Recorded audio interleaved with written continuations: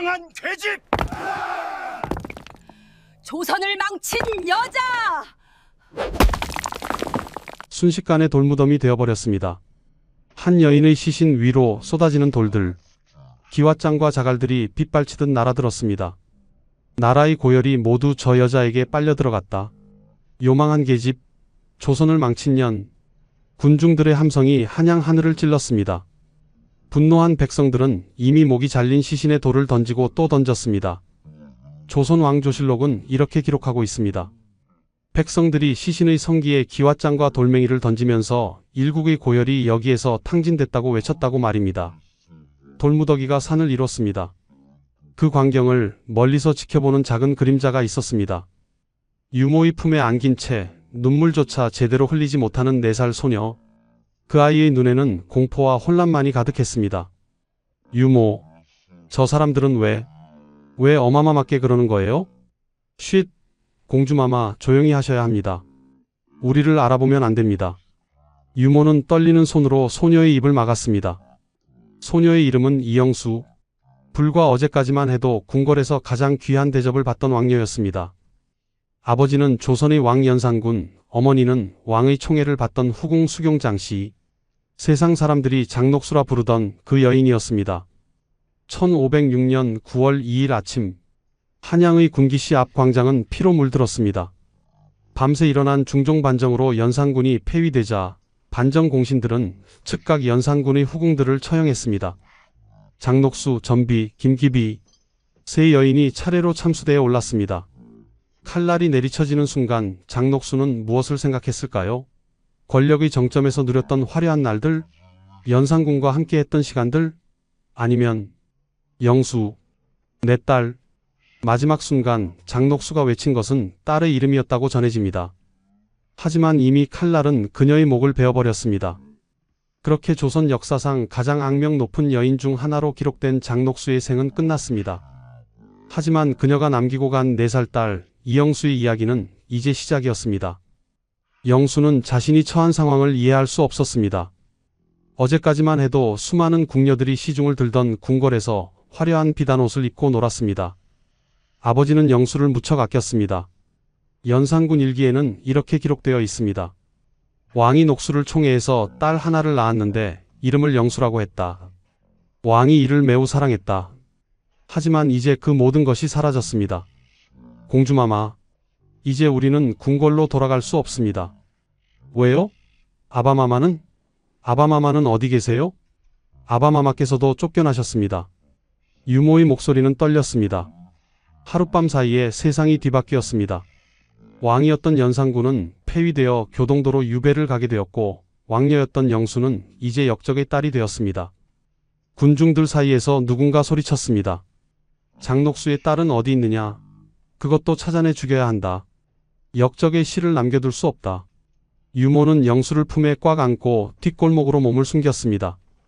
영수의 작은 손이 유모의 옷을 꽉 쥐었습니다. 유모, 무서워요. 왜 사람들이 우리를 미워해요? 유모는 대답할 수 없었습니다. 어떻게 4살 아이에게 설명할 수 있겠습니까? 내 어머니가 권력을 휘두르며 백성들의 원한을 샀다고, 내 아버지가 폭정을 일삼아 나라를 망쳤다고, 그래서 이제 너는 역적의 딸로 살아가야 한다고. 하지만 궁궐에서는 영수의 운명을 놓고 논의가 벌어지고 있었습니다. 장녹수의 딸도 죽여야 합니다.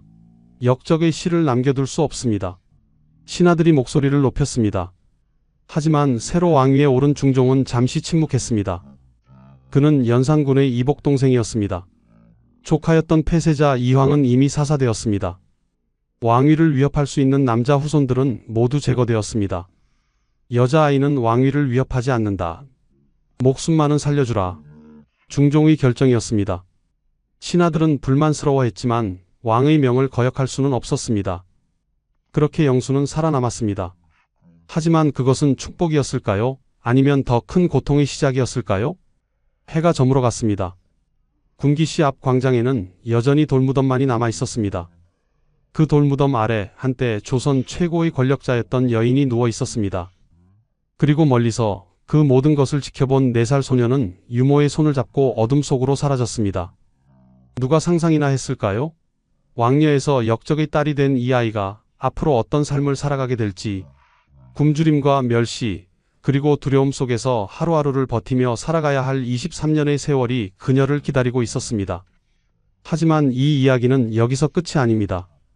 오히려 시작입니다. 역사는 장녹수를 악녀로 기록했지만 그 딸은 어떻게 살았을까요? 과연 이 어린 소녀는 역적의 딸이라는 낙인을 어떻게 극복했을까요? 이 이야기가 궁금하시다면 영상 끝까지 함께 해주시기 바랍니다. 구독과 좋아요는 이 채널에 큰 힘이 됩니다. 4년 전으로 돌아가 보겠습니다.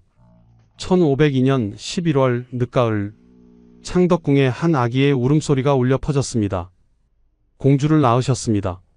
궁녀들의 기쁜 목소리가 들렸습니다. 후궁 수경장씨, 세상 사람들이 장녹수라 부르던 그 여인이 딸을 낳은 것입니다. 연산군은 기뻐하며 직접 딸의 이름을 지었습니다. 영수, 영험하게 오래 살라는 뜻이다.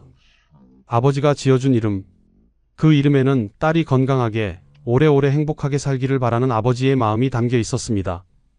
조선 왕조실록 태지에는 이렇게 기록되어 있습니다. 왕녀 영수의 태를 홍치 15년 1502년 11월 12일 양주군 봉전면에 묻다. 태를 묻는 것은 왕실에서 아이의 건강과 장수를 기원하는 의식이었습니다. 연산군은 영수의 태를 정성스럽게 양주에 묻었습니다. 자식을 사랑하는 한 아버지의 마음이었습니다. 영수가 태어난 지 얼마 되지 않아 연산군 일기에는 이런 기록이 나옵니다. 왕이 녹수를 총애해서 딸 하나를 낳았는데 이름을 영수라고 했다. 왕이 이를 매우 사랑했다.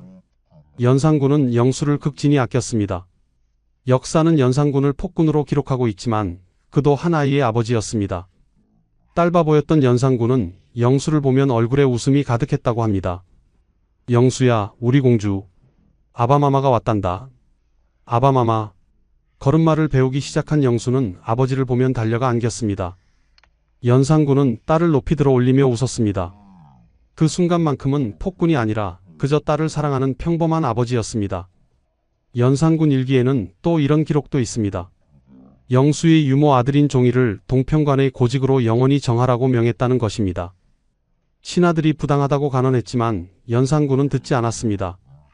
딸을 돌보는 유모에게 보답하고 싶었던 것입니다. 영수가 아프면 연산군은 밤새 걱정했습니다. 어린 영수가 열이 나자 연산군은 의원을 불러 계속 살피게 했습니다. 영수는 괜찮겠느냐? 반드시 낫게 하라. 예, 전하. 공주마마는 곧 차도가 있으실 것입니다. 연산군은 안심하지 못하고 밤새 영수의 처소를 지켰습니다. 아침이 되어 영수의 열이 내리자 그제야 연산군은 안도의 한숨을 쉬었습니다. 영수의 어머니 장녹수도 딸을 무척 아꼈습니다. 장녹수는 노래 실력이 뛰어났습니다. 그녀는 영수에게 자주 자장가를 불러주었습니다. 우리 영수, 예쁜 영수, 달님 같은 우리 딸. 장녹수의 맑은 목소리가 궁궐에 울려 퍼지면 영수는 어머니의 품에서 편안하게 잠들었습니다. 그 시절 영수는 세상에서 가장 행복한 아이였습니다. 영수는 화려한 궁궐에서 자랐습니다. 비단 옷을 입고 맛있는 음식을 먹고 수많은 궁녀들의 시중을 받았습니다.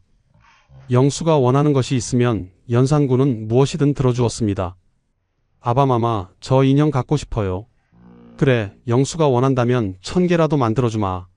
영수의 방에는 온갖 장난감과 인형들이 가득했습니다. 연산군은 딸에게 아낌없이 주었습니다. 하지만 영수는 이상한 것을 느끼기 시작했습니다. 다른 아이들에게는 있는데 자신에게는 없는 것이 있었습니다. 어마마마, 할마마마는 왜 안 보여요? 다른 아이들은 할마마마가 있다던데. 장녹수의 얼굴이 굳었습니다. 영수가 말하는 할머니는 대비마마, 즉 연산군의 계모인 정현왕후를 말하는 것이었습니다. 하지만 연산군과 대비의 사이는 좋지 않았습니다. 아니, 최악이었습니다. 영수야, 할마마마는 바쁘셔서 우리를 보실 수 없단다. 그럼 친할마마마는요? 아바마마의 진짜 어마마마는요? 장녹수는 대답할 수 없었습니다. 연산군의 생모 패비 윤씨는 영수가 태어나기 훨씬 전에 사사되었기 때문입니다. 그 일이 연산군을 광기로 몰아넣었고 갑자사화라는 피의 숙청으로 이어졌습니다. 영수야, 그 이야기는 하지 말자. 아바마마가 슬퍼하신단다. 영수는 고개를 끄덕였지만 이해할 수 없었습니다. 왜 할머니 이야기를 하면 안 되는지, 왜 아버지가 슬퍼하는지. 시간이 흐르면서 궁궐의 분위기가 점점 이상해졌습니다. 영수가 3살, 4살이 되어가면서 궁궐에는 긴장감이 감돌았습니다. 어느 날 영수는 어머니와 아버지가 나누는 대화를 우연히 들었습니다. 전하, 신하들의 눈초리가 점점 더 날카로워지고 있습니다. 두려운가, 녹수? 두렵지 않다면 거짓말이겠지요. 1506년 8월 23일 연산군이 잔치를 즐기다가 갑자기 실을 읊었다고 합니다. 인생은 플립에 맺힌 이슬과 같아 만날 때가 많지 않다. 주변 사람들은 아무 반응이 없었습니다. 하지만 장녹수와 전비만이 통곡을 했다고 합니다. 이에 연산군은 둘을 안으며 말했습니다. 지금 태평한 지 오래이니 어찌 병고가 있겠느냐? 하지만 만약 병고가 있으면 너희는 무사하지 못하겠지. 그들은 알고 있었던 것입니다. 곧 무언가 일어날 것이라는 것을. 하지만 막을 수는 없었습니다. 1506년 9월 1일 밤, 영수의 마지막 평온한 밤이었습니다. 영수야, 잘 자거라. 아바마마도 안녕히 주무세요. 연산군은 잠든 영수의 이마에 입을 맞추었습니다. 그것이 아버지와 딸이 나눈 마지막 평온한 순간이었습니다. 영수야, 아바마마가 너를 많이 사랑한다는 것 꼭 기억하렴.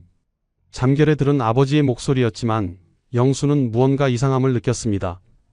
아버지의 목소리가 슬퍼 보였습니다. 하지만 그때는 몰랐습니다. 그날 밤 궁궐 밖에서 300명의 군사들이 칼을 갈고 있다는 것을, 하룻밤 사이에 자신의 인생이 완전히 뒤바뀔 것이라는 것을, 4년간의 행복했던 시간, 아버지의 사랑과 어머니의 따뜻함 속에서 자란 영수. 하지만 그 모든 것이 이제 끝나려 하고 있었습니다. 밤이 깊어갔습니다. 궁궐은 고요했습니다. 하지만 그 고요함은 폭풍 전야의 정적이었습니다. 1506년 9월 2일 새벽 2시, 궁궐 밖에서 발소리가 들리기 시작했습니다. 수백 명의 발소리, 무장한 군사들의 발소리였습니다. 박원종, 성희안, 유순정, 그들이 이끄는 300명의 반정군이 창덕궁으로 몰려들었습니다. 연산군을 폐하라. 진성대군을 왕으로 추대하라. 함성이 터져 나왔습니다. 갑작스러운 반란의 궁궐은 순식간에 혼란에 빠졌습니다. 역적들이다. 궁궐을 지켜라. 아니다.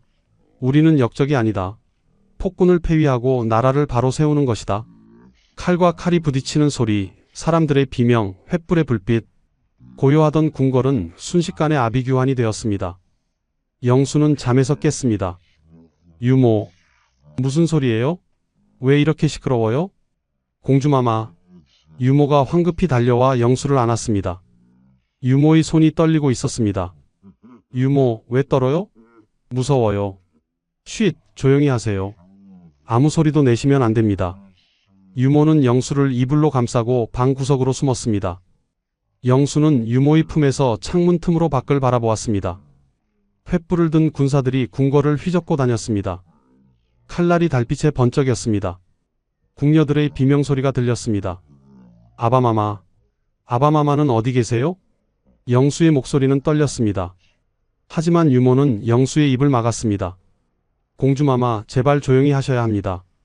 우리를 찾으면 우리도. 유모는 말을 잇지 못했습니다. 새벽 3시 반정군은 연산군을 찾아냈습니다. 너는 이제 왕이 아니다. 폐주 연산, 과인을 어찌 감히. 연산군은 저항해 보려 했지만 무용지물이었습니다. 그를 지키던 군사들은 이미 다 도망쳤거나 항복했습니다. 권력이 사라지자 그를 따르던 사람들도 모두 떠났습니다. 연산군을 교동으로 유배 보내라. 후궁들을 모두 잡아들여라. 장녹수, 전비, 김기비를 당장 체포하라. 군사들이 후궁들의 처소로 몰려갔습니다. 장녹수는 담담하게 잡혀갔습니다. 일주일 전 연산군의 시를 듣고 통곡했을 때부터 그녀는 알고 있었던 것입니다. 장녹수가 끌려가면서 고개를 돌려 영수의 처소를 바라보았습니다. 영수, 내 딸. 하지만 군사는 그녀를 거칠게 끌고 갔습니다. 어마마마. 영수가 소리치려는 순간 유모가 영수의 입을 막았습니다. 안 됩니다, 공주마마. 가시면 안 됩니다. 유모의 눈에서 눈물이 흘러내렸습니다. 영수는 창문 틈으로 어머니가 끌려가는 모습을 보았습니다. 어머니의 화려했던 옷은 흐트러져 있었고 머리는 헝클어져 있었습니다. 어제까지 궁궐 최고의 권력자였던 여인이 이제는 역적으로 끌려가고 있었습니다. 어마마마, 어마마마. 영수는 소리 없이 울었습니다. 새벽 5시 반정군은 연산군의 동생 진성대군을 왕으로 추대했습니다. 그가 바로 중종입니다. 대비마마의 명에 의하여 전왕을 폐위하여 연산군으로 강봉하고 진성대군을 왕으로 추대하노라. 하룻밤 만에 왕조가 바뀌었습니다. 아니, 정확히는 왕이 바뀌었습니다. 연산군에서 중종으로 아침 8시 해가 떠올랐습니다. 하지만 영수에게는 가장 어두운 날이 시작되는 순간이었습니다. 공주마마, 우리는 이제 궁궐을 떠나야 합니다. 왜요? 여기가 우리 집인데요? 더 이상 이곳은 우리 집이 아닙니다. 유모는 영수의 손을 잡고 궁궐 뒷문으로 향했습니다. 다른 궁녀들은 이미 모두 흩어진 뒤였습니다. 영수를 돌보던 수십 명의 궁녀들, 시녀들 모두 사라졌습니다. 궁궐을 나서는 순간 영수는 뒤를 돌아보았습니다. 자신이 태어나고 자란 곳, 아버지와 어머니가 있던 곳, 하지만 이제 그곳은 낯선 곳이 되어버렸습니다. 유모, 아바마마는요? 어마마마는요? 유모는 대답하지 못했습니다. 어떻게 말할 수 있겠습니까? 내 아버지는 폐위되어 유배를 갔고 내 어머니는 곧 처형될 것이라고. 오전 10시 군기시 앞에 사람들이 모여들었습니다. 장녹수를 처형한다. 전비를 처형한다. 김기비를 처형한다. 연산군의 후궁들이 차례로 참수대에 올랐습니다. 집행관의 칼이 번쩍였고 목이 떨어졌습니다. 그리고 백성들이 몰려들었습니다. 분노한 군중들이 시신의 돌을 던지기 시작했습니다. 멀리서 유모의 품에 안긴 영수는 그 광경을 보았습니다. 이해할 수 없었습니다. 왜 사람들이 어머니를 미워하는지, 왜 돌을 던지는지. 어마마마는 나쁜 사람이었나요? 유모는 대답할 수 없었습니다. 하룻밤, 단 하룻밤 만에 영수의 세상은 완전히 무너졌습니다. 어제까지 왕녀였던 아이는 이제 역적의 딸이 되었습니다. 궁궐에서 쫓겨난 영수와 유모는 갈 곳이 없었습니다. 유모, 우리 어디로 가요? 일단 내 친척 집으로 가자. 하지만 유모의 친척들도 영수를 받아들이려 하지 않았습니다. 이 아이가 장녹수의 딸이라고? 미쳤어? 역적의 딸을 집에 들릴 수는 없으오. 제발 며칠만이라도. 안 돼. 당장 나가시오. 우리 집안까지 화가 미칠 수 있어. 문이 쾅 닫혔습니다.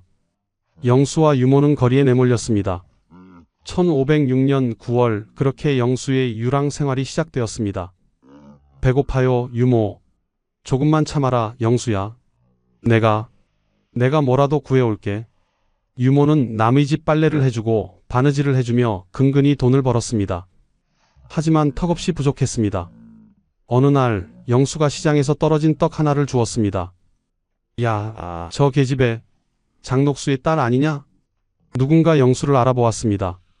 소문은 빠르게 퍼졌습니다. 장녹수의 딸이 한양 거리를 돌아다니고 있다는 소문이. 저 아이가 장녹수의 딸이래. 역적의 핏줄을 왜 살려뒀대? 중종 전하께서 자비를 베푸셨다지. 자비? 저런 것도 살려두면 나중에 화근이 될 텐데. 사람들의 수군거림이 들렸습니다. 어떤 아이들은 영수에게 돌을 던졌습니다. 역적의 딸, 썩 꺼져. 돌이 영수의 이마를 맞췄습니다. 피가 흘러내렸습니다. 영수, 공주마마. 유모가 달려와 영수를 감쌌습니다. 유모의 등에 돌이 떨어졌지만 유모는 영수를 놓지 않았습니다. 왜 우리를 미워해요? 내가 뭘 잘못했어요? 영수는 울먹였습니다. 하지만 유모는 대답할 수 없었습니다. 그해 겨울은 유난히 추웠습니다. 영수와 유모는 남산 기슭의 허름한 움막에서 겨울을 났습니다. 추위에 떨고 굶주림에 시달렸습니다. 공주마마. 아니, 이제 그렇게 부르면 안 되는구나. 영수야. 유모. 영수야, 이제는 공주가 아니란다. 우리는 그냥 가난한 백성일 뿐이야. 유모의 눈에서 눈물이 흘러내렸습니다. 4년 전 화려한 궁궐에서 왕녀를 모시던 자신의 모습이 꿈만 같았습니다. 1506년 11월 영수에게 또 하나의 비극이 찾아왔습니다. 영수야, 아바마마께서 돌아가셨단다. 네? 교동도로 유배간 연산군이 사망했다는 소식이었습니다. 연산군 일기는 이렇게 기록하고 있습니다. 11월 6일 연산군이 역질로 죽었다. 폐위된 지 불과 2달 만이었습니다. 아바마마가 돌아가셨다고요? 영수는 울고 싶었지만 울 수 없었습니다. 거리에서 울면 사람들이 자신을 알아볼 수 있었기 때문입니다. 영수야, 울지 마라. 울면 안 돼. 사람들이 알아보면. 우리는 영수는 눈물을 삼켰습니다. 4살 아이에게는 너무나 가혹한 현실이었습니다. 세월이 흘렀습니다. 1507년, 1508년, 1509년. 영수는 유모와 함께 겨우겨우 버텨나갔습니다. 5살, 6살, 7살. 영수는 자라났지만 행복한 유년기는 없었습니다. 다른 아이들이 뛰어놀 때 영수는 물을 길어 날랐습니다. 다른 아이들이 글을 배울 때 영수는 남의 집 빨래를 도왔습니다. 유모, 저도 글을 배우고 싶어요. 영수야, 우리는 글을 배울 형편이 안 된단다.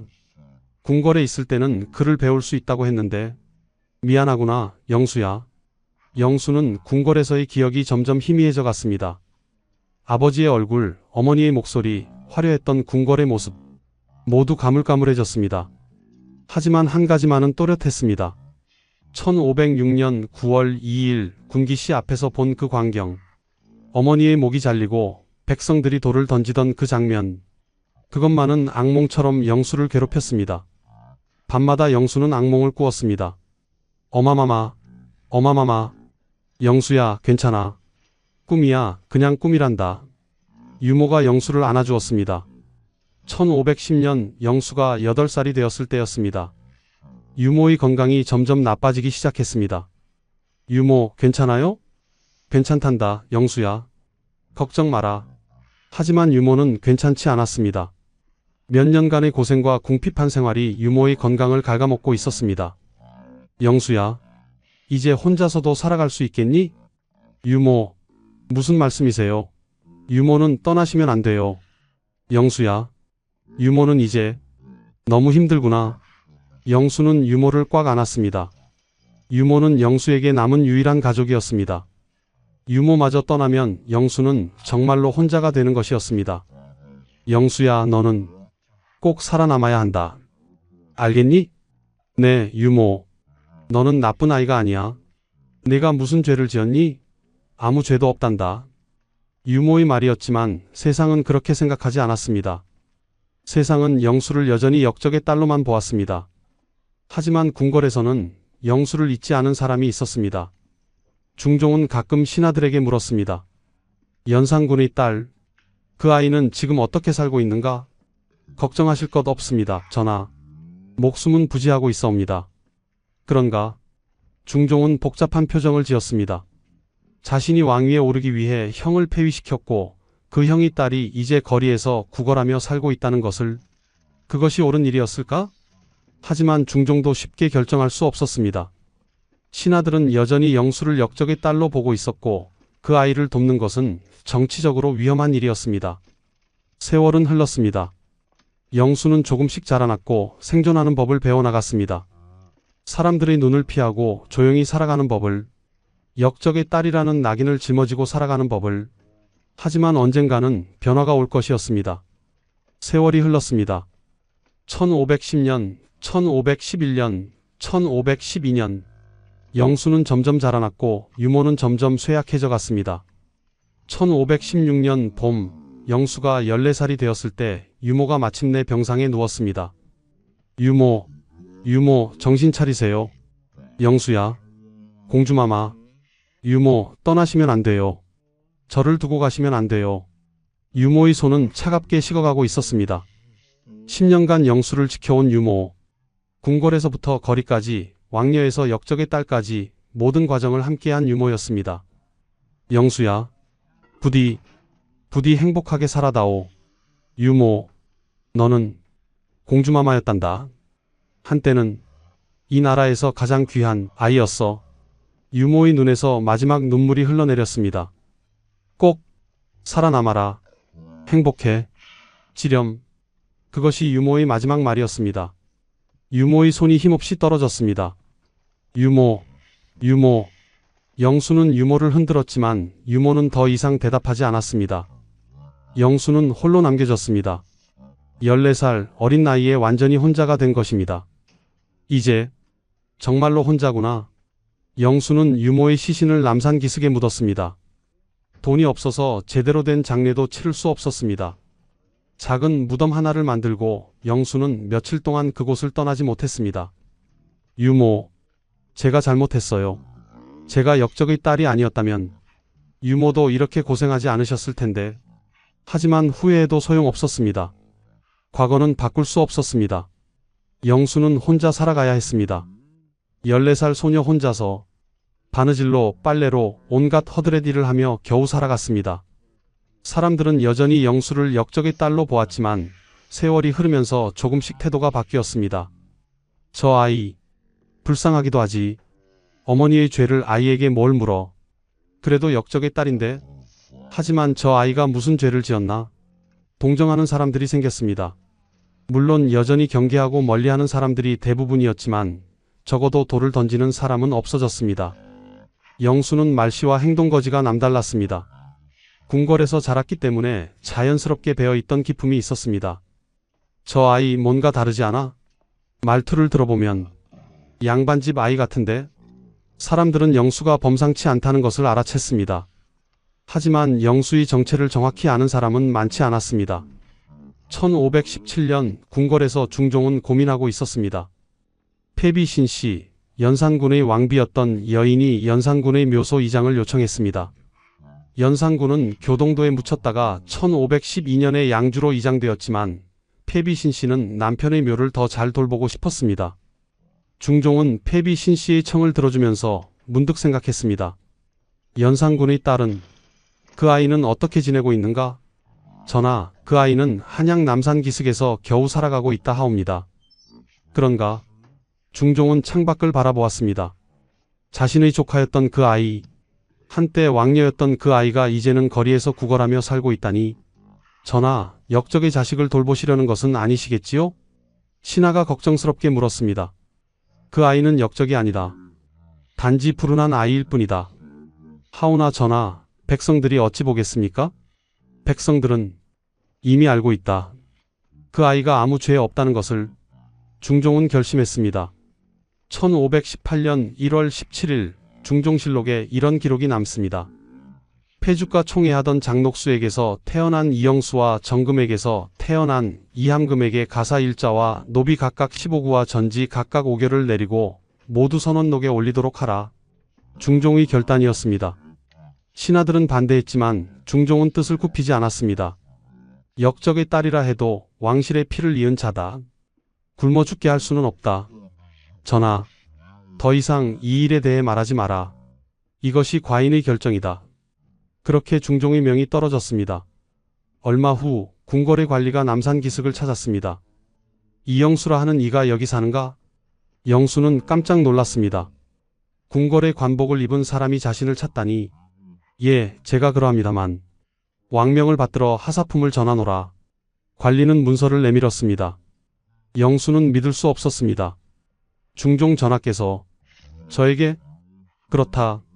집 한 채, 노비 15명, 전지 5개를 하사하신다. 영수의 손이 떨렸습니다. 12년 만이었습니다. 1506년 9월 2일 이후 처음으로 받는 왕실의 배려였습니다. 이것은 정말입니까? 왕명이다. 거짓이 아니다. 관리는 한양 서쪽 외곽의 작은 집을 가리켰습니다. 저 집이 내 집이다. 그리고 이들이 내게 배속된 노비들이다. 15명의 노비들이 영수 앞에 섰습니다. 영수는 여전히 믿을 수 없다는 표정이었습니다. 전하께서 왜 저를? 그것은 모르겠다. 다만 전하께서 내가 굶어 죽지 않기를 바라신다는 것만은 확실하다. 관리가 떠난 후 영수는 혼자 그 자리에 서 있었습니다. 아바마마, 중종 전하께서 저를 살려주셨습니다. 영수의 눈에서 눈물이 흘러내렸습니다. 12년 만에 처음으로 흘리는 안도의 눈물이었습니다. 영수는 유모의 무덤을 찾아갔습니다. 유모, 이제 저는 제대로 된 집에서 살 수 있게 됐어요. 작은 무덤 앞에서 영수는 한참을 울었습니다. 유모가 살아계셨다면 얼마나 기뻐하셨을까요? 하지만 유모는 더 이상 없었습니다. 영수는 새로운 집으로 들어갔습니다. 작은 집이었지만 지난 12년간 살았던 움막에 비하면 궁궐 같았습니다. 이제 조금은 숨을 쉴 수 있겠네요. 16세 영수는 처음으로 제대로 된 잠자리에서 잠을 잤습니다. 12년 만에 처음으로 굶주리지 않고 잠든 밤이었습니다. 어마마마, 아바마마, 유모, 이제 저는 조금은 편하게 살 수 있을 것 같아요. 영수는 눈을 감았습니다. 오랜만에 악몽 없이 잠들 수 있을 것 같았습니다. 하지만 영수는 몰랐습니다. 이 하사가 그녀의 인생에 또 다른 변화를 가져올 것이라는 것을, 그리고 12년 만에 처음으로 찾아올 사랑이라는 감정을. 1518년 중종의 하사를 받은 이후 영수의 삶은 조금씩 나아지기 시작했습니다. 비록 작은 집이었지만 지붕이 있고 벽이 있는 집, 노비들이 있어 끼니를 굶지 않아도 되는 삶. 지난 12년간의 고통에 비하면 이것만으로도 감사했습니다. 하지만 여전히 영수는 조심스럽게 살아야 했습니다. 사람들은 여전히 그녀를 역적의 딸로 보았고 함부로 밖을 나다니면 손가락질을 받았습니다. 저 여자가 장녹수의 딸이래. 중종 전하께서 집까지 하사하셨다던데 역적의 딸에게 너무 자비로우신 것 아닌가? 쉿, 조용히 해. 왕명을 거스를 작정이야? 영수는 사람들의 시선을 피해 주로 이른 아침이나 늦은 저녁에만 밖을 나갔습니다. 1520년 봄, 영수가 18세가 되었을 때였습니다. 한강가에서 빨래를 하던 영수는 그만 발을 헛디뎌 물동이를 떨어뜨렸습니다. 아!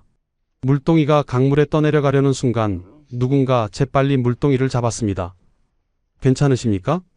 영수가 고개를 들자 한 젊은 남자가 서 있었습니다. 나이는 영수와 비슷해 보였습니다. 말씨와 옷차림을 보아하니 양반집 자제 같았지만 어딘가 조심스러운 태도였습니다. 감사합니다. 영수는 물동이를 받아들고 고개를 숙였습니다. 여기서 혼자 빨래를 하시다니. 노비는 안 계십니까? 있지만 제가 직접 하는 게 좋아서요.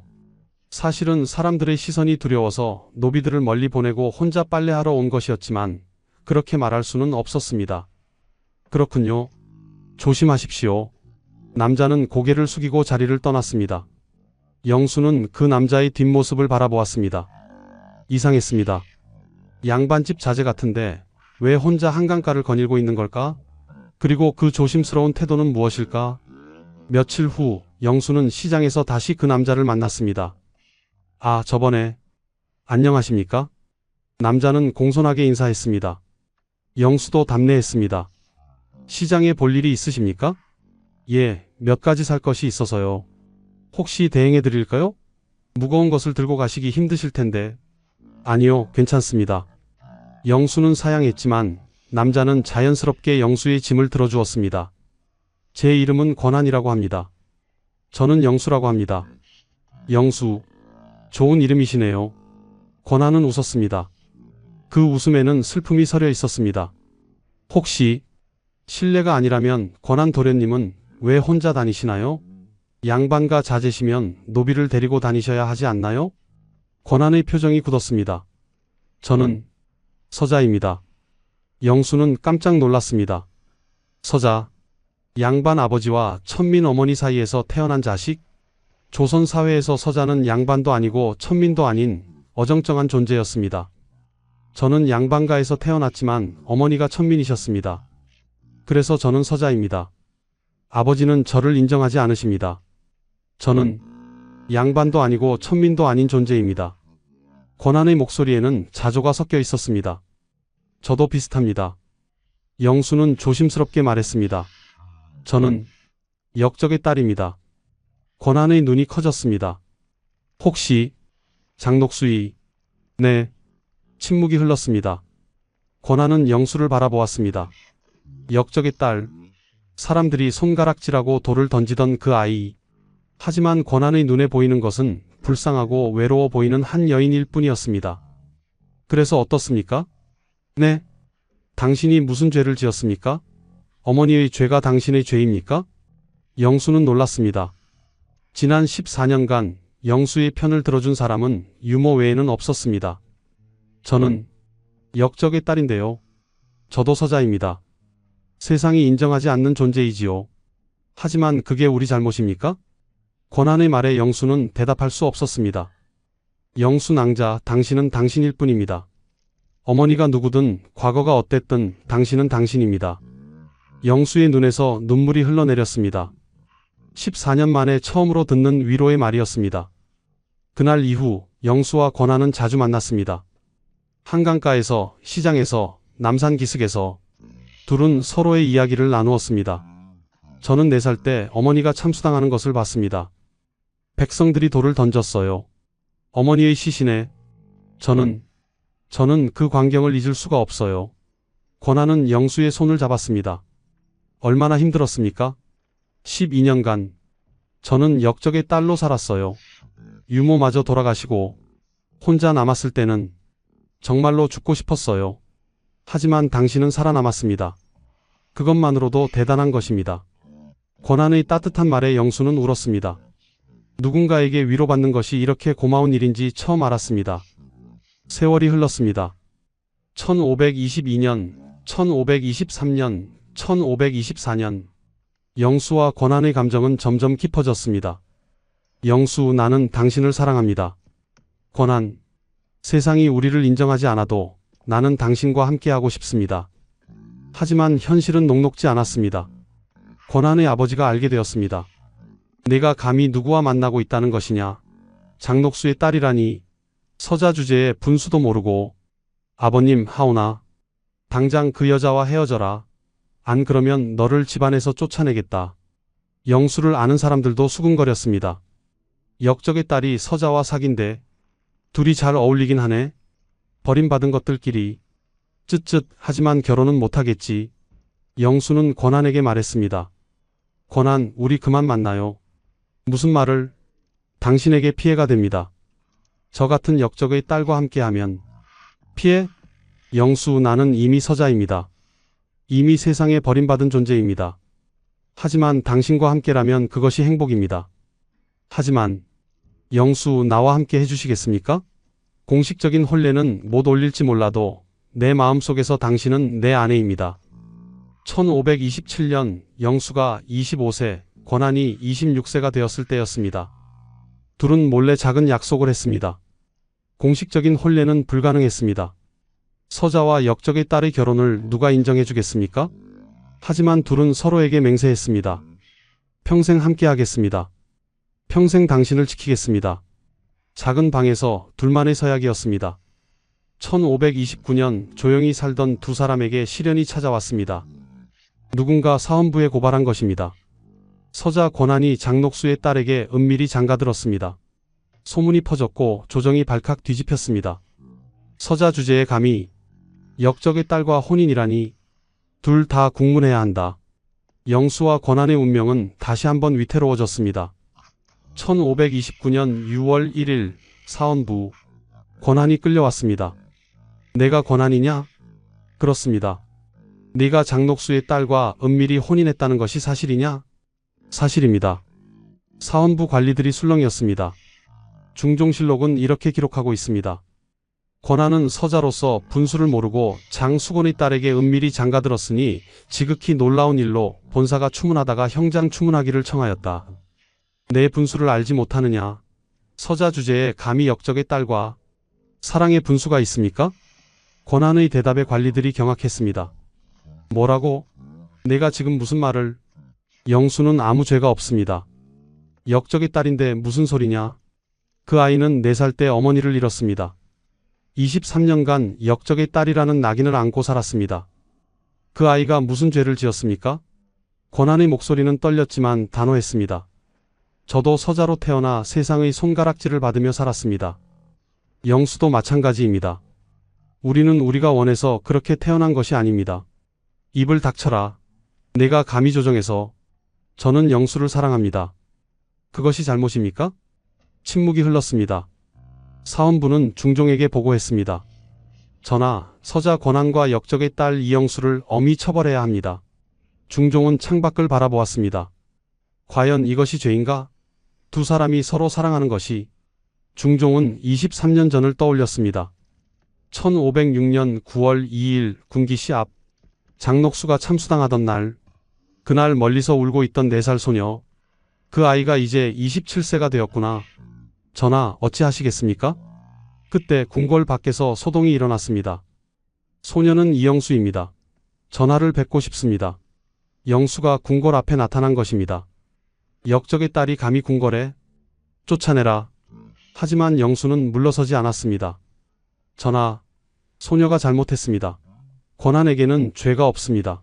모두 소녀의 잘못입니다. 중종은 영수를 궁궐 안으로 들이라고 명했습니다. 영수가 중종 앞에 무릎을 꿇었습니다. 전하, 고개를 들어라. 영수가 고개를 들었습니다. 중종은 영수를 바라보았습니다. 27세의 여인. 하지만 그 얼굴에는 23년간의 고통이 새겨져 있었습니다. 너는 장녹수의 딸이냐? 예, 전하. 과인이 12년 전 너에게 집과 노비를 하사한 것을 기억하느냐? 잊을 수 없습니다, 전하. 전하의 은혜로 소녀는 살아남을 수 있었습니다. 그런데 왜 서자와 은밀히 혼인했느냐? 왕실의 후손으로서 소녀는 더 이상 왕실의 후손이 아닙니다. 소녀는 23년간 역적의 딸로 살았습니다. 아무도 소녀를 받아들이지 않았습니다. 영수의 목소리는 떨렸습니다. 하지만 권한만은 소녀를 있는 그대로 받아들여 주었습니다. 역적의 딸이 아니라 그냥 영수로. 영수의 눈에서 눈물이 흘러내렸습니다. 전하, 소녀는 단 한 번도 행복했던 적이 없었습니다. 4살 때 어머니가 돌아가신 후 단 하루도 편히 잔 적이 없었습니다. 하지만 권한을 만나고 처음으로 행복하다고 느꼈습니다. 중종은 침묵했습니다. 신하들은 다그쳤습니다. 전하, 엄벌해야 합니다. 서자와 역적의 딸 둘 다 처벌해야 합니다. 하지만 중종은 손을 들어 신하들을 제지했습니다. 과인이 묻겠다. 이영수, 너는 내 어머니를 원망하느냐? 영수는 잠시 말이 없었습니다. 소녀는 어머니에 대해 잘 모릅니다. 4살 때 헤어졌으니까요. 하지만 어머니도 아버지를 사랑했을 것이라 생각합니다. 세상이 인정하지 않았지만 영수의 말에 중종은 고개를 끄덕였습니다. 권한을 데려오라. 권한이 들어왔습니다. 영수를 보자 권한의 얼굴에 걱정이 가득했습니다. 영수, 권한. 중종은 두 사람을 바라보았습니다. 서자와 역적의 딸. 세상이 버린 두 사람. 하지만 서로를 사랑하는 두 사람. 과인은 신하들이 숨을 죽였습니다. 권한과 영수 둘 다 물러가라. 전하, 더 이상 추궁하지 말라. 이 일은 여기서 끝이다. 하오나 전하, 과인의 명이다. 중종은 단호했습니다. 신하들은 불만스러워했지만 왕명을 거스를 수는 없었습니다. 감사합니다, 전하. 감사합니다. 영수와 권한은 눈물을 흘리며 절을 했습니다. 사원부를 나서는 두 사람. 햇살이 따사로웠습니다. 영수, 우리 살아남았습니다. 권한. 두 사람은 서로를 부둥켜 안고 울었습니다. 거리의 사람들은 수군거렸습니다. 중종 전하께서 용서하셨대. 역적의 딸인데. 하지만 그 아이가 무슨 죄를 지었나? 어머니의 죄를 자식에게 물을 수는 없지. 서자와 역적의 딸. 불쌍하기도 하지. 사람들의 태도가 조금씩 바뀌었습니다.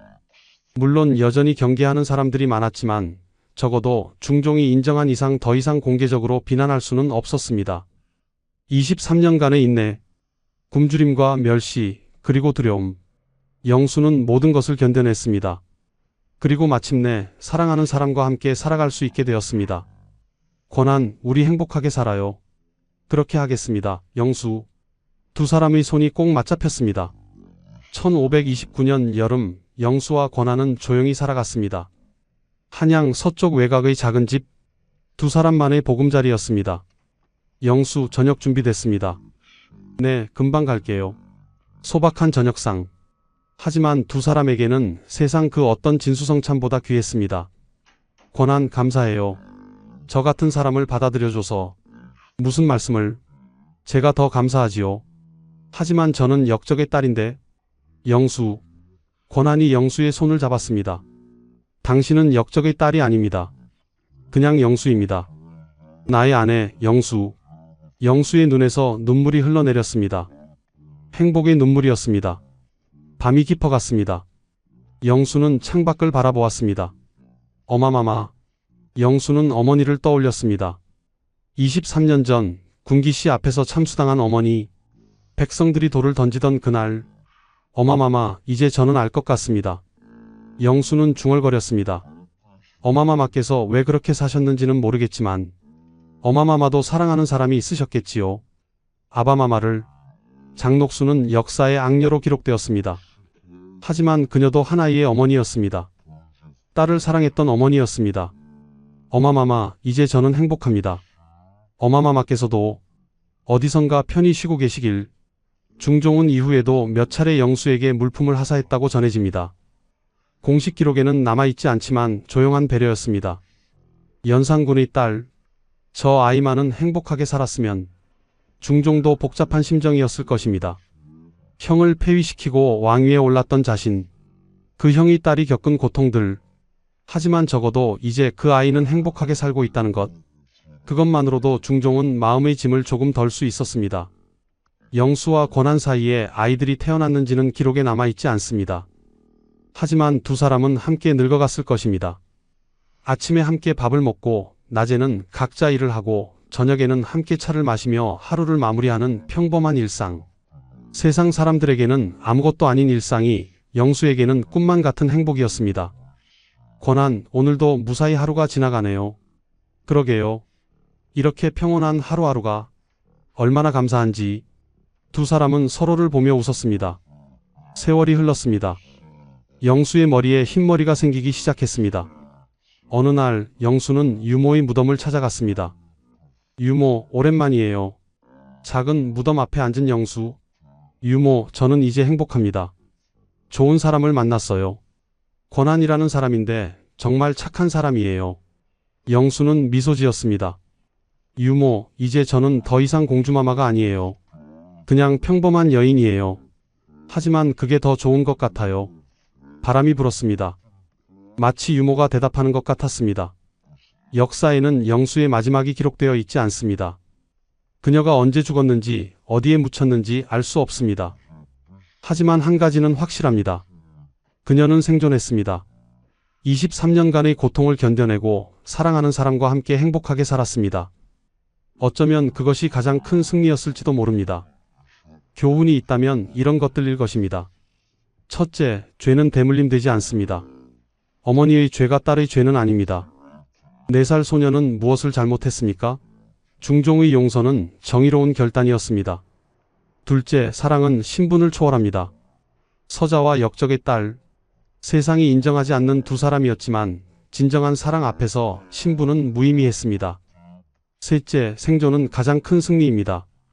23년간의 인내, 굶주림과 멸시를 견뎌냄, 결국 사랑하는 사람과 함께 살아냄, 그것이 진정한 승리입니다.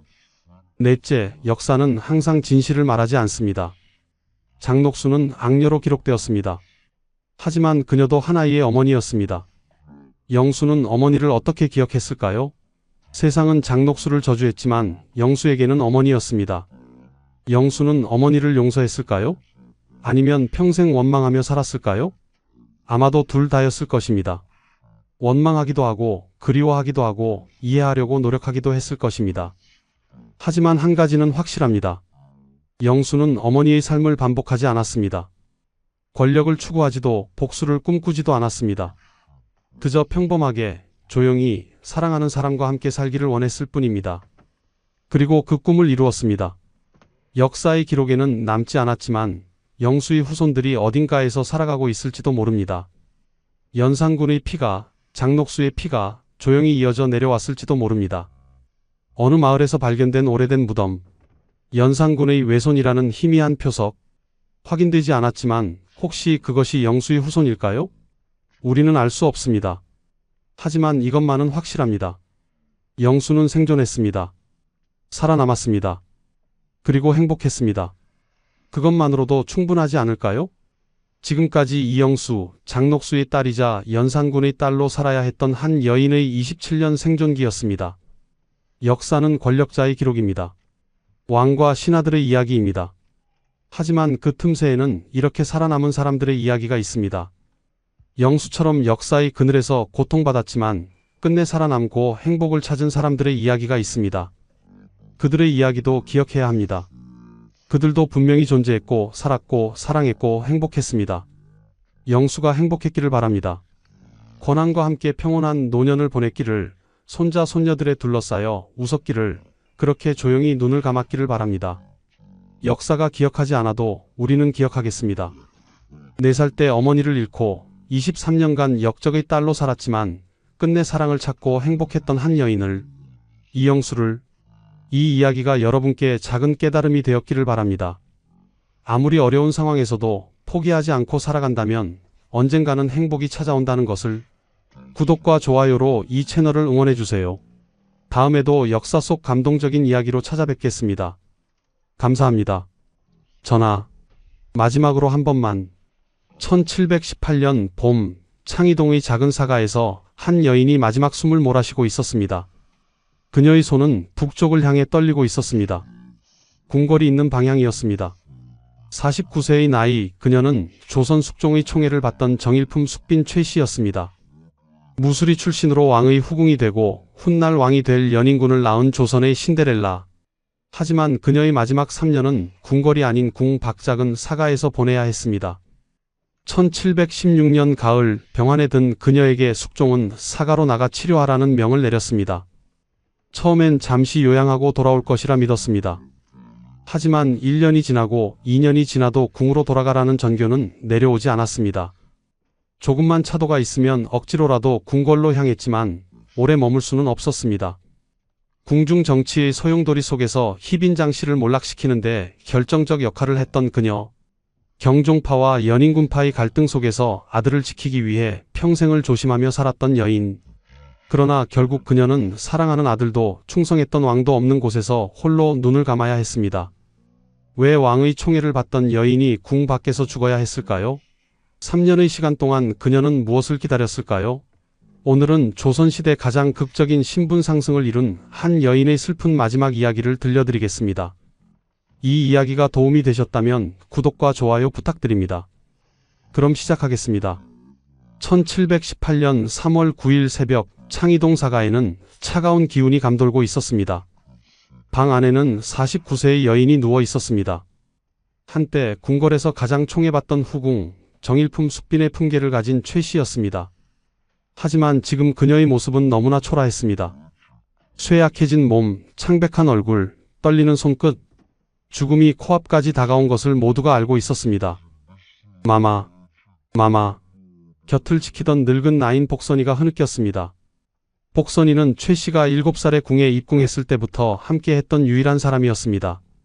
42년의 세월을 함께 한둘도 없는 동반자였습니다. 최씨는 힘겹게 눈을 떴습니다. 흐릿한 시야로 천장을 바라보았습니다. 궁궐의 화려한 천장이 아니었습니다. 사가의 낡은 천장이었습니다. 3년 전 이곳에 온 이후 그녀는 단 하루도 궁궐을 잊은 적이 없었습니다. 복선아. 가늘게 떨리는 목소리였습니다. 예, 마마. 소인이 여기 있사옵니다. 복선이가 최씨의 손을 꼭 잡았습니다. 차가웠습니다. 이미 손끝부터 체온이 빠져나가고 있었습니다. 3년을 기다렸는데. 최씨의 눈에서 눈물 한 방울이 흘러내렸습니다. 마마, 나는 그저 마지막으로 전하의 얼굴 한 번만 뵙고 싶었다. 궁궐에서, 전하 곁에서 눈을 감고 싶었다. 복선이는 대답할 수 없었습니다. 그저 눈물만 흘렀습니다. 3년 전 숙종의 명으로 이곳 창의궁으로 왔을 때만 해도 잠시 요양하고 다시 궁으로 돌아갈 줄 알았습니다. 처음 몇 달은 최씨도 그렇게 믿었습니다. 병이 나으면 전하께서 다시 부르실 것이다라고 스스로를 위로했습니다. 하지만 6개월이 지나고 1년이 지나도 궁으로 돌아오라는 전교는 없었습니다. 최씨는 조금이라도 몸 상태가 나아지면 억지로 궁궐로 향했습니다. 실록에는 이렇게 기록되어 있습니다. 조금만 차도가 있으면 곧 대궐로 갔다. 하지만 오래 머물 수는 없었습니다. 궁중의 냉랭한 분위기, 신하들의 눈치, 무엇보다 자신을 보는 숙종의 눈빛이 예전과 달랐습니다. 아니, 어쩌면 숙종의 눈빛이 변한 것이 아니었습니다. 궁중 정치가 그녀를 궁 밖으로 밀어낸 것이었습니다. 경종과 연인군 사이의 미묘한 갈등, 노론과 소론의 대립, 그 한가운데에서 최씨는 너무나 위험한 존재였습니다. 희빈장씨를 몰락시키는데 결정적인 역할을 했던 그녀. 소론과 남인들에게 그녀는 증오의 대상이었습니다. 어마마마. 방문이 거칠게 열리며 한 남자가 뛰어들어왔습니다. 연인군 금이었습니다. 훗날 조선의 21대 왕이 될 영조였습니다. 당시 그는 24세의 청년이었습니다. 어마마마, 어마마마. 연인군은 어머니의 손을 잡으며 흐느꼈습니다. 최 씨는 아들의 얼굴을 보며 희미하게 미소 지었습니다. 그 미소는 너무나 슬펐습니다. 그마, 내 아들. 어마마마, 제가 왔사옵니다. 제가 여기 있사옵니다. 너는 반드시 살아남아야 한다. 어떤 일이 있어도 살아야 한다. 최 씨의 목소리는 점점 약해졌습니다. 하지만 그 말 속에는 간절함이 담겨 있었습니다. 그녀는 알고 있었습니다. 자신이 죽고 나면 아들이 얼마나 위태로운 상황에 처할지를. 경종에게는 아들이 없었습니다. 연인군이 유일한 왕위 계승자였지만 그만큼 위험했습니다. 어마마마, 그런 말씀 마옵소서. 어마마마께서는 반드시 낳으실 것이옵니다. 아니다. 나는 안다. 내 시간이 얼마 남지 않았다는 것을. 최 씨는 힘겹게 손을 들어 올렸습니다. 북쪽을 가리켰습니다. 전하께서 계신 곳, 저 궁궐. 나는 마지막으로 한 번만. 손이 허공에서 떨렸습니다. 그리고 천천히 떨어졌습니다. 어마마마, 어마마마. 연인군의 비명 같은 외침이 사가를 울렸습니다. 하지만 최 씨는 더 이상 대답하지 않았습니다. 1718년 3월 9일 새벽 49세의 나이로 숙빈 최 씨는 세상을 떠났습니다. 궁궐이 아닌 궁 밖 작은 사가에서, 왕의 곁이 아닌 아들의 품에서, 정일품 숙빈, 조선에서 가장 극적인 신분 상승을 이룬 여인, 무수리에서 왕의 후궁이 되고 왕자의 어머니가 된 여인. 하지만 그녀의 마지막은 너무나 초라했습니다. 화려한 궁궐이 아닌 사가에서, 왕의 곁이 아닌 외로운 곳에서 생을 마감했습니다. 방 안에는 흐느끼는 소리만 가득했습니다. 연인군은 어머니의 차가워진 손을 놓지 못했습니다. 복선이는 바닥에 주저앉아 통곡했습니다. 창밖으로 이른 봄날의 차가운 바람이 불어왔습니다. 어마마마, 왜 궁에서 돌아가시지 못하셨나이까? 왜? 연인군의 절규는 대답 없는 하늘로 울려 퍼졌습니다. 그는 알고 있었습니다. 어머니가 얼마나 궁으로 돌아가고 싶어 했는지, 3년의 시간 동안 매일 밤 궁궐을 바라보며 눈물 흘렸는지, 조금이라도 몸이 나아지면 대궐로 향했던 그 간절함을. 하지만 궁중 정치는 그녀를 받아주지 않았습니다. 실록에는 이렇게 기록되어 있습니다. 무술년 3월 9일 무오일에 창의동 사가에서 돌아가시니 향년 49세였다. 세내전에서 중궁의 관원을 보내어 조문하고 제사하되 부위가 특별히 두터웠다. 부위가 특별히 두터웠다는 기록. 하지만 그것이 무슨 소용이었을까요? 그녀가 진정 원했던 것은 돈이 아니었습니다. 단지 왕의 곁에서, 궁궐에서 마지막을 맞이하는 것이었습니다. 3년을 기다렸지만 그 소원은 끝내 이루어지지 않았습니다. 누가 상상이나 했을까요? 조선 최고의 신분 상승을 이룬 여인이 이렇게 외롭게 생을 마감할 줄을. 왕의 총애를 받던 후궁이 궁 밖에서 죽어야 했을 줄을. 그렇다면 이 여인은 대체 누구였을까요? 어떻게 무수리에서 왕의 후궁이 될 수 있었을까요? 그리고 왜 마지막 3년은 궁 밖에서 보내야 했을까요? 48년 전으로 돌아가 보겠습니다. 1670년 음력 11월 6일 한성부 여경방 서학동에서 한 여자아이가 태어났습니다. 아버지는 최효원, 어머니는 홍계남의 딸이었습니다. 해주 최씨 가문이었습니다. 비록 높은 벼슬을 하는 집안은 아니었지만 양반의 후손이었습니다. 하지만 이 아이에게 행복한 유년기는 주어지지 않았습니다. 태어난 지 5년도 되지 않아 부모를 모두 잃었습니다. 먼저 아버지가 세상을 떠났고 얼마 지나지 않아 어머니마저 따라갔습니다. 막내딸과 2명의 오빠, 언니만 남겨진 채 집안의 가세는 급격히 기울었습니다. 아버지가 살아계셨을 때는 그래도 종육품 충무의 부사과의 녹봉이라도 있었지만 이제는 그것마저 끊겼습니다. 어린아이 셋을 돌보기에는 집안의 살림이 너무 궁핍했습니다. 언니, 저는 배가 고파요. 5살 복녀가 언니에게 매달렸습니다. 복녀, 그것이 어린 최 씨의 이름이었다고 전해집니다. 조금만 참거라, 복녀야. 오빠가 곧 무언가 가져오실 것이다. 하지만 오빤 빈손으로 돌아왔습니다.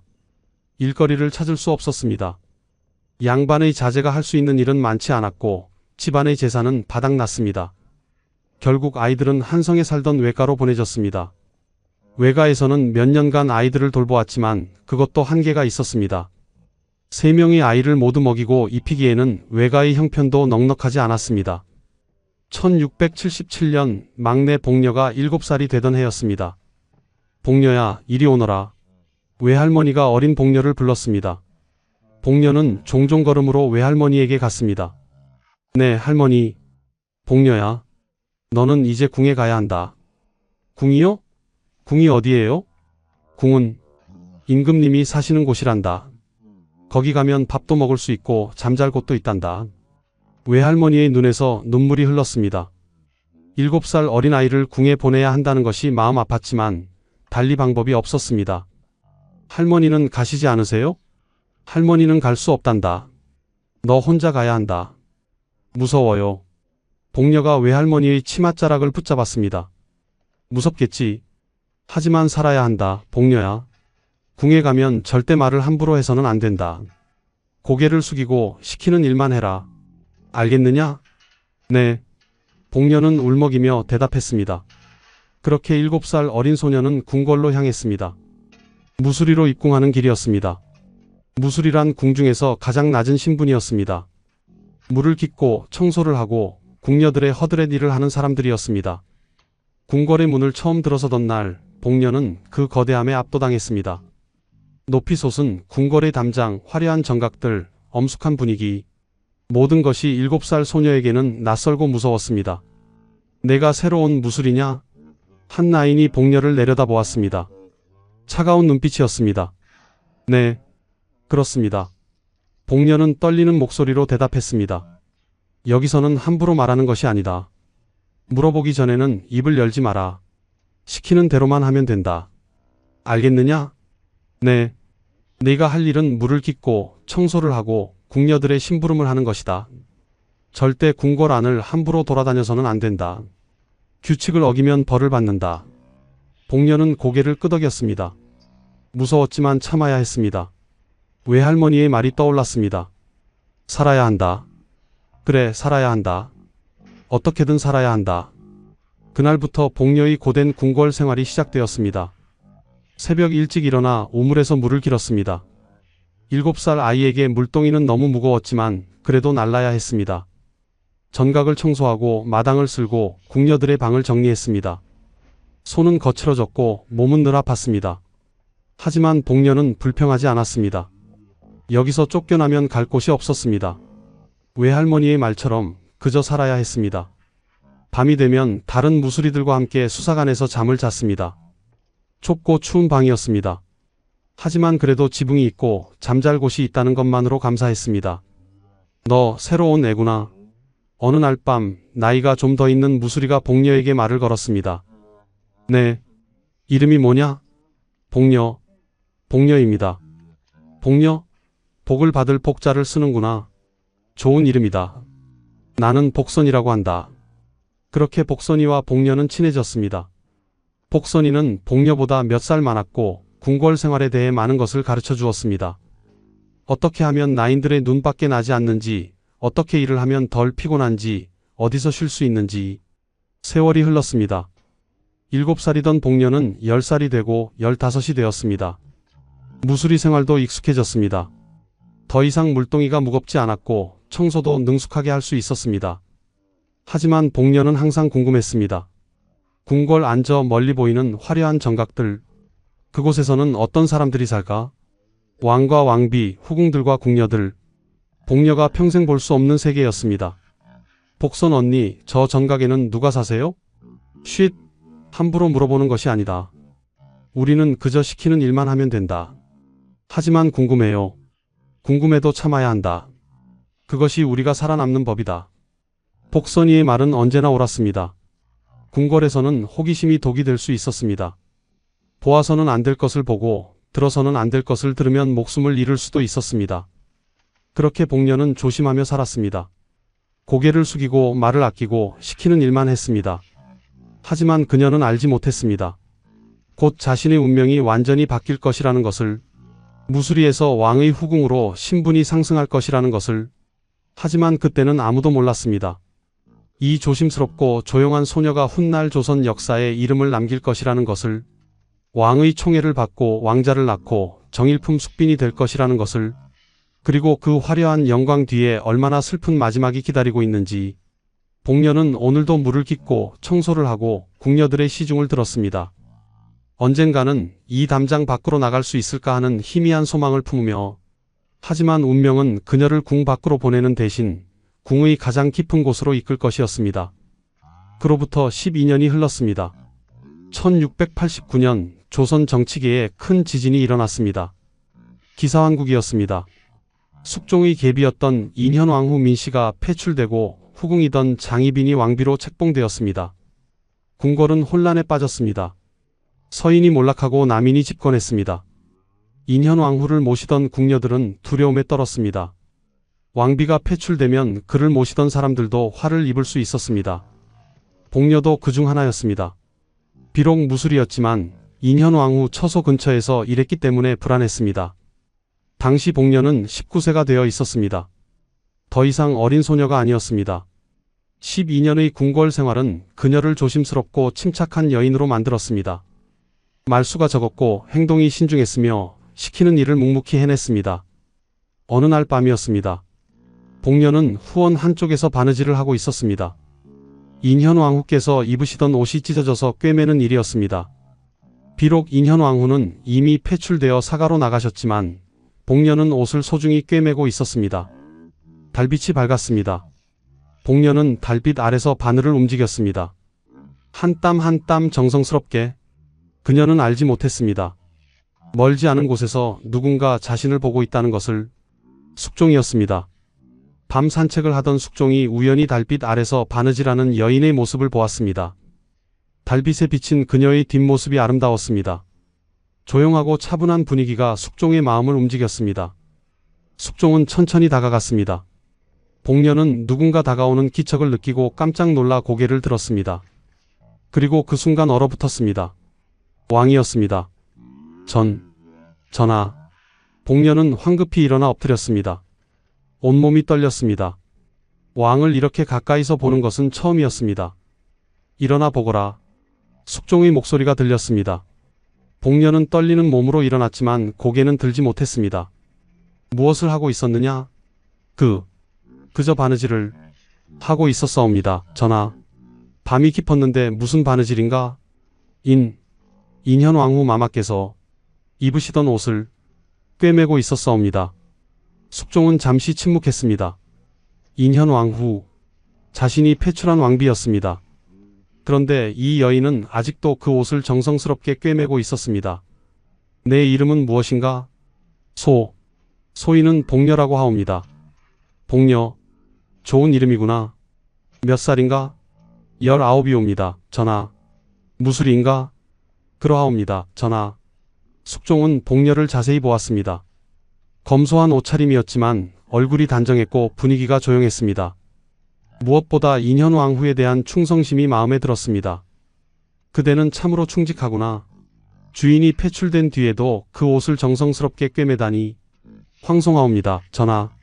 소인은 다만 인현왕후 마마께서 소인에게 베푸신 은혜를 잊지 못할 뿐이옵니다. 숙종은 고개를 끄덕였습니다. 그 순간 복녀의 운명이 바뀌기 시작했습니다. 그날 이후 숙종은 종종 복녀를 불렀습니다. 처음에는 그저 이야기를 나누는 정도였습니다.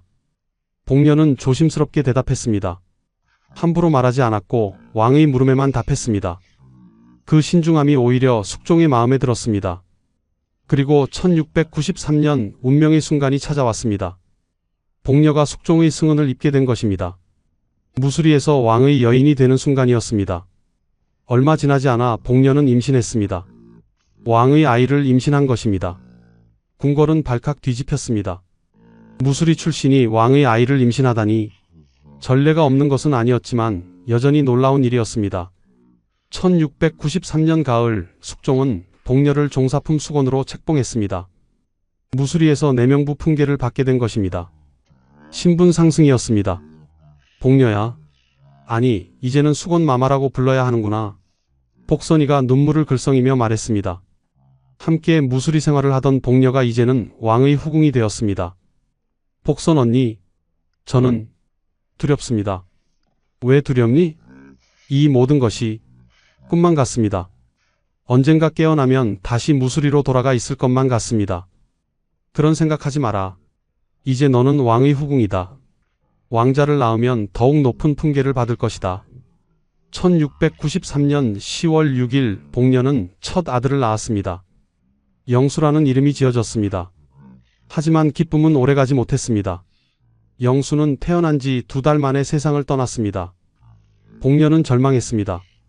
첫 아들을 잃은 슬픔이 너무 컸습니다. 밤마다 울었습니다. 하지만 궁궐에서는 슬픔을 드러낼 수 없었습니다. 복녀는 눈물을 삼키며 참았습니다. 그리고 1년 후 역사적인 사건이 일어났습니다. 1694년 갑술한국, 서인이 다시 집권하고 인현 왕후가 복이 되었습니다. 장희빈은 다시 후궁으로 강등되었습니다. 궁궐의 권력 구도가 완전히 바뀌었습니다. 바로 그해 복녀는 둘째 아들을 낳았습니다.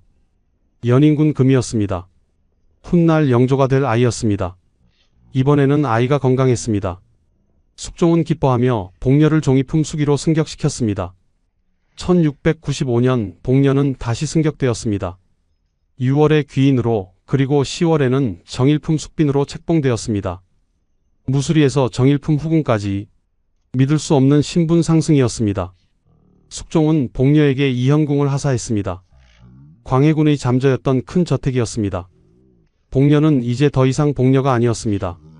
숙빈 최씨였습니다. 마마 축하드리옵니다. 복선이가 무릎을 꿇었습니다. 복선 언니, 일어나세요. 저에게 절하지 마세요. 이제는 마마이십니다. 소인이 절해야 하옵니다. 최씨는 복선이를 일으켜 세웠습니다. 눈물이 흘렀습니다.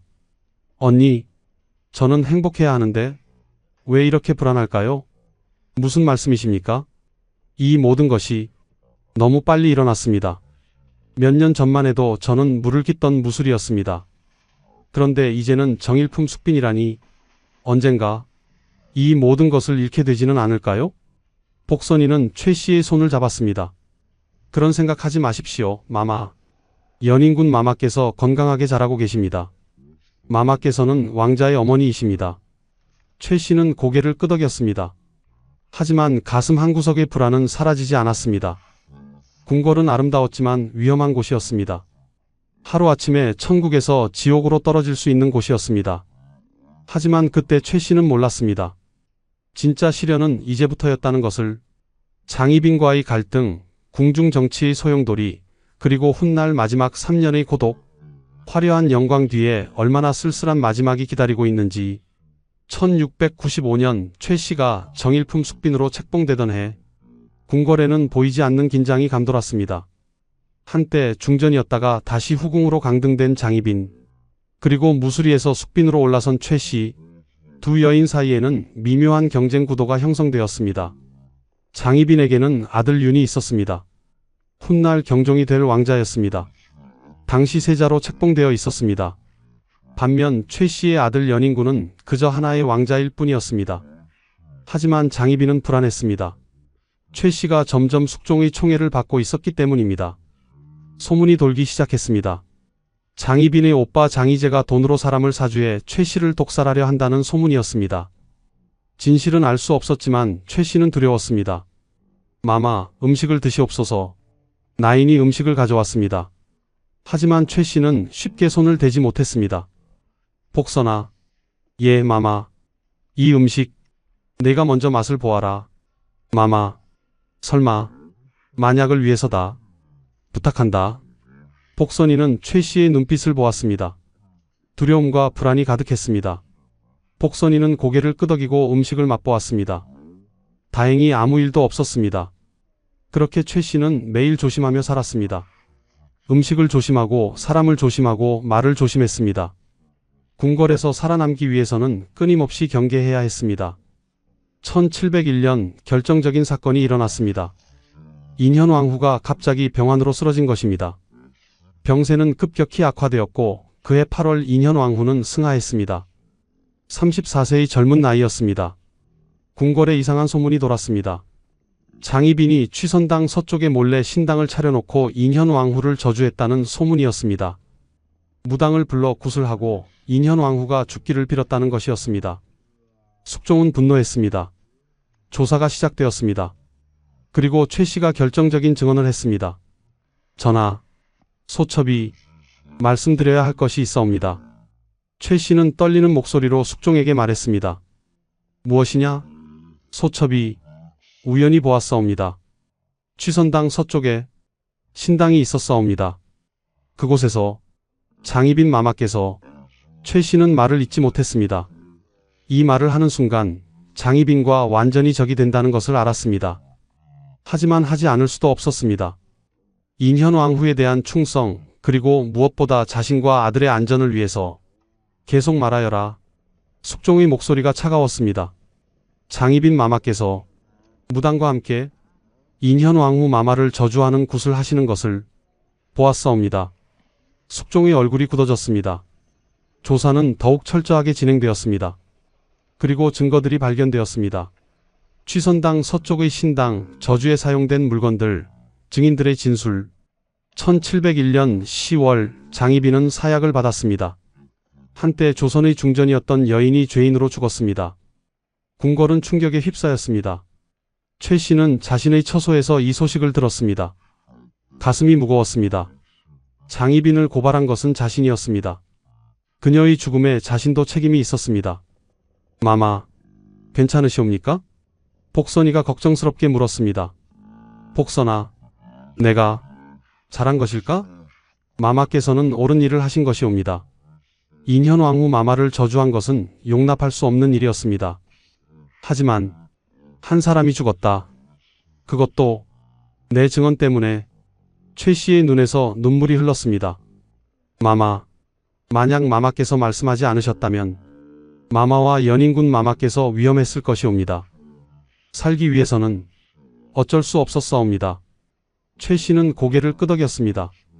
살기 위해서, 아들을 지키기 위해서, 그것이 궁궐에서 살아가는 법이었습니다. 하지만 그날 이후 최 씨는 더욱 조심하게 되었습니다. 장희빈의 죽음으로 남인과 소론은 크게 분노했습니다. 그들은 최 씨를 장희빈을 죽음으로 몰아넣은 장본인으로 여겼습니다. 최 씨와 연인군에 대한 증오가 쌓여갔습니다. 최 씨는 이를 알고 있었습니다.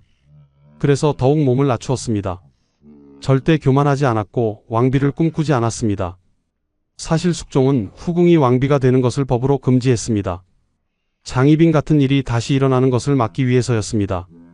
나는 절대 왕비가 되고 싶지 않습니다. 그저 연인군이 무사히 자라기만을 바랄 뿐입니다. 최 씨는 스스로에게 다짐했습니다. 욕심을 부리는 순간 화를 입을 것이었습니다. 장희빈의 운명이 그것을 증명했습니다. 1704년 연인군이 결혼했습니다. 숙종은 수나방에 있던 큰 집을 사서 연인군의 재택으로 삼았습니다. 창의궁이었습니다. 연인군은 그곳에서 독립하여 살게 되었습니다. 1711년 숙종은 최 씨에게 하사했던 이현궁을 다시 환수했습니다. 그리고 최 씨에게 연인군의 창의궁에서 함께 살라고 했습니다. 조정에서는 왕자의 재택을 따로 지을 필요가 없다. 숙빈과 함께 이현궁에 살면 된다고 비난했었습니다. 숙종은 그 비난을 받아들인 것이었습니다. 최 씨는 이현궁을 떠나면서 한숨을 쉬었습니다. 화려했던 저택이었지만 미련은 없었습니다. 중요한 것은 살아남는 것이었습니다. 마마, 창의궁으로 옮기시게 되셨습니다. 그렇구나. 그것이 전하의 뜻이시니 따라야지. 이현궁을 떠나시는 것이 서운하지 않으십니까? 아니다. 집은 집일 뿐이다. 중요한 것은 연인군이 무사한 것이다. 최 씨는 아들만을 생각했습니다. 자신의 영화나 편안함은 중요하지 않았습니다. 아들이 살아남는 것, 그것만이 중요했습니다. 세월이 흘렀습니다. 1716년 최 씨는 46세가 되었습니다. 연인군은 22세의 청년이 되어 있었습니다. 경종은 세자로서 28세였습니다. 하지만 경종에게는 아들이 없었습니다. 언젠가 연인군이 왕위를 계승할 가능성이 있었습니다. 그것이 최 씨를 더욱 위험하게 만들었습니다. 소론과 남인은 연인군을 견제했습니다. 최 씨도 그들의 눈의 가시였습니다. 그리고 1716년 가을 운명의 순간이 찾아왔습니다. 최 씨가 병원에 들었습니다. 처음에는 가벼운 병인 줄 알았습니다. 하지만 시간이 지나도 나아지지 않았습니다. 전하, 소첩이 병원에 들었사옵니다. 그러하냐?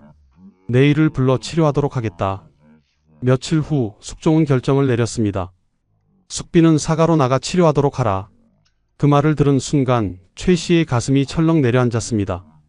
사가로 나가라니 궁을 떠나라는 말이었습니다. 하지만 왕의 명령이었습니다. 거역할 수 없었습니다. 황송하옵니다. 전하. 소첩은 전하의 명을 따르겠사옵니다. 최 씨는 고개를 숙였습니다. 그날부터 그녀의 마지막 3년이 시작되었습니다. 3년의 기다림, 3년의 고독, 3년의 그리움, 그리고 끝내 이루어지지 않은 소망. 1716년 가을, 단풍이 붉게 물들던 날, 최 씨는 창의궁으로 짐을 옮겼습니다. 아들 연인군의 집이었습니다. 숙종의 명에 따라 사가에서 치료를 받기 위해서였습니다. 어마마마, 이곳에 계시면서 편히 쉬십시오. 연인군이 어머니를 모셨습니다. 고맙구나, 그마. 몸조리 잘하시고 곧 나으실 것입니다. 최 씨는 고개를 끄덕였습니다. 처음에는 그렇게 믿었습니다. 잠시 쉬었다가 병이 나으면 다시 궁으로 돌아갈 수 있을 것이라고, 숙종께서 다시 부르실 것이라고. 하지만 한 달이 지나고 두 달이 지나도 궁으로 돌아오라는 전교는 없었습니다. 최 씨는 불안해지기 시작했습니다. 복선아, 전하께서 나를 잊으신 것은 아닐까? 그럴 리 없습니다, 마마. 전하께서는 마마를 배려하시어 충분히 쉬시라고 하신 것입니다. 그럴까? 정말 그럴까? 최 씨는 창밖을 바라보았습니다. 멀리 궁궐의 지붕이 보였습니다. 너무 가까웠지만 너무 멀었습니다. 날씨가 추워졌습니다. 겨울이 왔습니다. 최 씨의 병은 나아지지 않았습니다. 아니, 오히려 조금씩 악화되는 것 같았습니다. 기침이 심해졌고 몸에 기운이 없었습니다. 내의가 와서 진맥을 했습니다. 마마, 약을 지어드리겠습니다. 잘 드시면 차도가 있으실 것입니다. 하지만 약을 먹어도 병은 쉽게 낫지 않았습니다. 최 씨는 점점 지쳐갔습니다. 몸도 마음도. 마마, 오늘은 날씨가 좋습니다. 잠시 밖에 나가 햇볕을 쬐시는 것이 어떠하십니까? 아니다. 오늘은 그냥 누워있고 싶구나. 최 씨는 침상에서 일어나지 못했습니다. 일어날 힘도 일어날 의욕도 없었습니다. 궁금한 것은 오직 하나였습니다. 언제 궁으로 돌아갈 수 있을까? 밤마다 최 씨는 북쪽을 바라보았습니다. 궁궐이 있는 방향이었습니다. 어둠 속에서도 궁궐의 윤곽을 찾아낼 수 있었습니다. 전하, 소첩은 여기 있사옵니다. 소첩은 전하를 기다리고 있사옵니다. 작은 목소리로 중얼거렸습니다. 하지만 대답은 없었습니다. 찬바람만 창문 틈으로 들어왔습니다. 1년이 지났습니다. 1717년이 되었습니다. 최 씨는 47세가 되었습니다. 병은 여전했고 궁으로 돌아가라는 전교는 여전히 없었습니다. 어느 날 최 씨는 결심했습니다. 복선아, 나를 부축해다오. 궁에 가야겠다. 마마, 아직 몸이 온전치 않으시옵니다. 괜찮다. 조금만 전하의 얼굴을 뵙고 오겠다. 최 씨는 억지로 몸을 일으켰습니다. 비틀거렸지만 복선이의 부축을 받으며 가마에 올랐습니다. 궁궐로 향했습니다. 궁에 도착했을 때 최 씨는 숨이 가빴습니다. 몸에 기운이 하나도 없었습니다. 하지만 참았습니다. 전하를 뵙고 싶었습니다. 숙종을 아련했습니다. 전하, 소첩이 문 안 들이러 왔사옵니다. 그래, 몸은 좀 어떠하냐? 숙종의 목소리는 여전히 다정했습니다. 하지만 뭔가 달랐습니다. 예전처럼 오래 이야기를 나누지 않았습니다. 빨리 돌아가 쉬라고만 했습니다. 몸조리 잘하여라. 내일을 보내 치료하도록 하겠다. 황송하옵니다, 전하. 최 씨는 물러나왔습니다. 가슴이 무너지는 것 같았습니다. 전하는 자신을 예전처럼 대하지 않았습니다. 아니, 어쩌면 전하는 변하지 않은 것일지도 몰랐습니다. 변한 것은 상황이었습니다. 궁중 정치가 그녀를 궁에서 멀리하기를 원했습니다. 창의궁으로 돌아온 최 씨는 침상에 쓰러졌습니다. 마마, 괜찮으십니까? 복선아, 나는 이제 궁으로 돌아갈 수 없을 것 같구나. 무슨 말씀을 그리 하십니까? 전하께서 나를 보시는 눈빛이 예전과 달랐다. 나는 이제 필요 없는 사람이 되어버린 것 같다. 마마, 복선이는 할 말을 잃었습니다. 최 씨의 말이 맞았습니다. 궁중 정치가 복잡해지면서 최 씨의 존재는 부담이 되었습니다. 경종과 연인군 사이의 갈등, 노론과 소론의 대립, 그 한가운데 있는 최 씨는 양쪽 모두에게 민감한 인물이었습니다. 실록에는 이렇게 기록되어 있습니다. 오래도록 임금과 왕비의 안후를 거르게 되매 항상 미안한 마음을 가졌고 조금만 차도가 있으면 곧 대궐로 갔다. 최 씨는 정말로 미안했습니다. 왕께 문안을 드리지 못하는 것이, 왕비께 문안을 드리지 못하는 것이 늘 마음에 걸렸습니다. 그래서 조금이라도 몸이 나아지면 대궐로 향했습니다. 하지만 오래 머물 수는 없었습니다. 어마마마, 너무 무리하지 마십시오. 연인군이 어머니를 걱정했습니다. 그마, 나는 전하를 뵙고 싶을 뿐이다. 너무 오래 문안을 거르는 것이 신하로서, 후궁으로서 죄스럽다. 어마마마는 아무 잘못도 없으십니다. 몸이 편찮으시니 쉬셔야 하는 것이옵니다. 아니다. 나는 알고 있다. 내가 궁에 있는 것이 누군가에게는 불편한 일이라는 것을. 최 씨는 조용히 눈물을 흘렸습니다. 연인군은 어머니의 손을 잡았습니다. 아무 말도 할 수 없었습니다. 어머니의 말이 맞았기 때문입니다. 2년이 지났습니다. 1718년 초가 되었습니다. 최 씨의 건강은 더욱 악화되었습니다. 이제 혼자 걷는 것조차 힘들었습니다. 얼굴은 창백했고 몸은 뼈만 남았습니다. 마마, 약을 드셔야 하옵니다. 복선아, 나는 이제 오래지 않았다. 마마, 그런 말씀 마십시오. 아니다. 나는 안다. 내 몸은 내가 제일 잘 안다. 3년을 기다렸는데 결국 최 씨는 말을 잇지 못했습니다. 3년을 기다렸습니다. 궁으로 돌아갈 수 있기를, 전하 곁에서 마지막을 맞이할 수 있기를. 하지만 그 소망은 이루어지지 않을 것 같았습니다. 1718년 2월 봄이 오고 있었습니다. 하지만 최 씨에게는 마지막 봄이었습니다. 몸 상태가 급격히 나빠졌습니다. 마마, 내의를 불러왔습니다. 내의가 진맥을 하고는 고개를 저었습니다. 더 이상 방법이 없었습니다. 연인군 마마께서 얼마 남지 않으셨습니다. 연인군은 그 말을 듣고 주저앉았습니다. 어마마마. 최 씨는 아들의 울음소리를 들으며 힘겹게 눈을 떴습니다. 그마, 울지 마라. 어미는 괜찮다. 어마마마, 제가 뭘 해드려야 할까요? 무엇을 해드리면 되겠습니까? 최 씨는 천천히 고개를 돌려 북쪽을 바라보았습니다. 나는 마지막으로 전하를 뵙고 싶다. 궁에서, 전하 곁에서 눈을 감고 싶다. 하지만 그것은 불가능했습니다. 궁은 그녀를 받아주지 않을 것이었습니다. 3년을 기다렸지만 끝내 돌아갈 수 없었습니다. 1716년 가을부터 1718년 봄까지 1095일, 3년의 시간이었습니다. 최 씨에게 그 시간은 영원처럼 느껴졌습니다. 매일 아침 눈을 뜨면 가장 먼저 생각하는 것이 있었습니다. 오늘은 궁에서 전교가 올까? 하지만 날이 가도 또 날이 가도 전교는 오지 않았습니다. 처음 1년은 희망을 가지고 있었습니다. 조금만 더 쉬면, 몸이 나으면 전하께서 부르실 것이다. 최 씨는 스스로를 달랬습니다. 약을 열심히 먹고 몸조리를 했습니다. 조금이라도 기운이 나면 궁으로 향했습니다. 마마, 오늘도 대궐로 가시렵니까? 그래야 한다. 너무 오래 문안을 걸으면 전하께서 섭섭하실 것이다. 최 씨는 가마를 타고 궁으로 갔습니다. 비록 몸은 힘들었지만 전하를 뵙는 것만으로도 힘이 났습니다. 하지만 오래 머물 수는 없었습니다. 금방 피곤해졌고 기운이 빠졌습니다. 숙빈께서는 돌아가서 쉬시는 것이 좋겠습니다.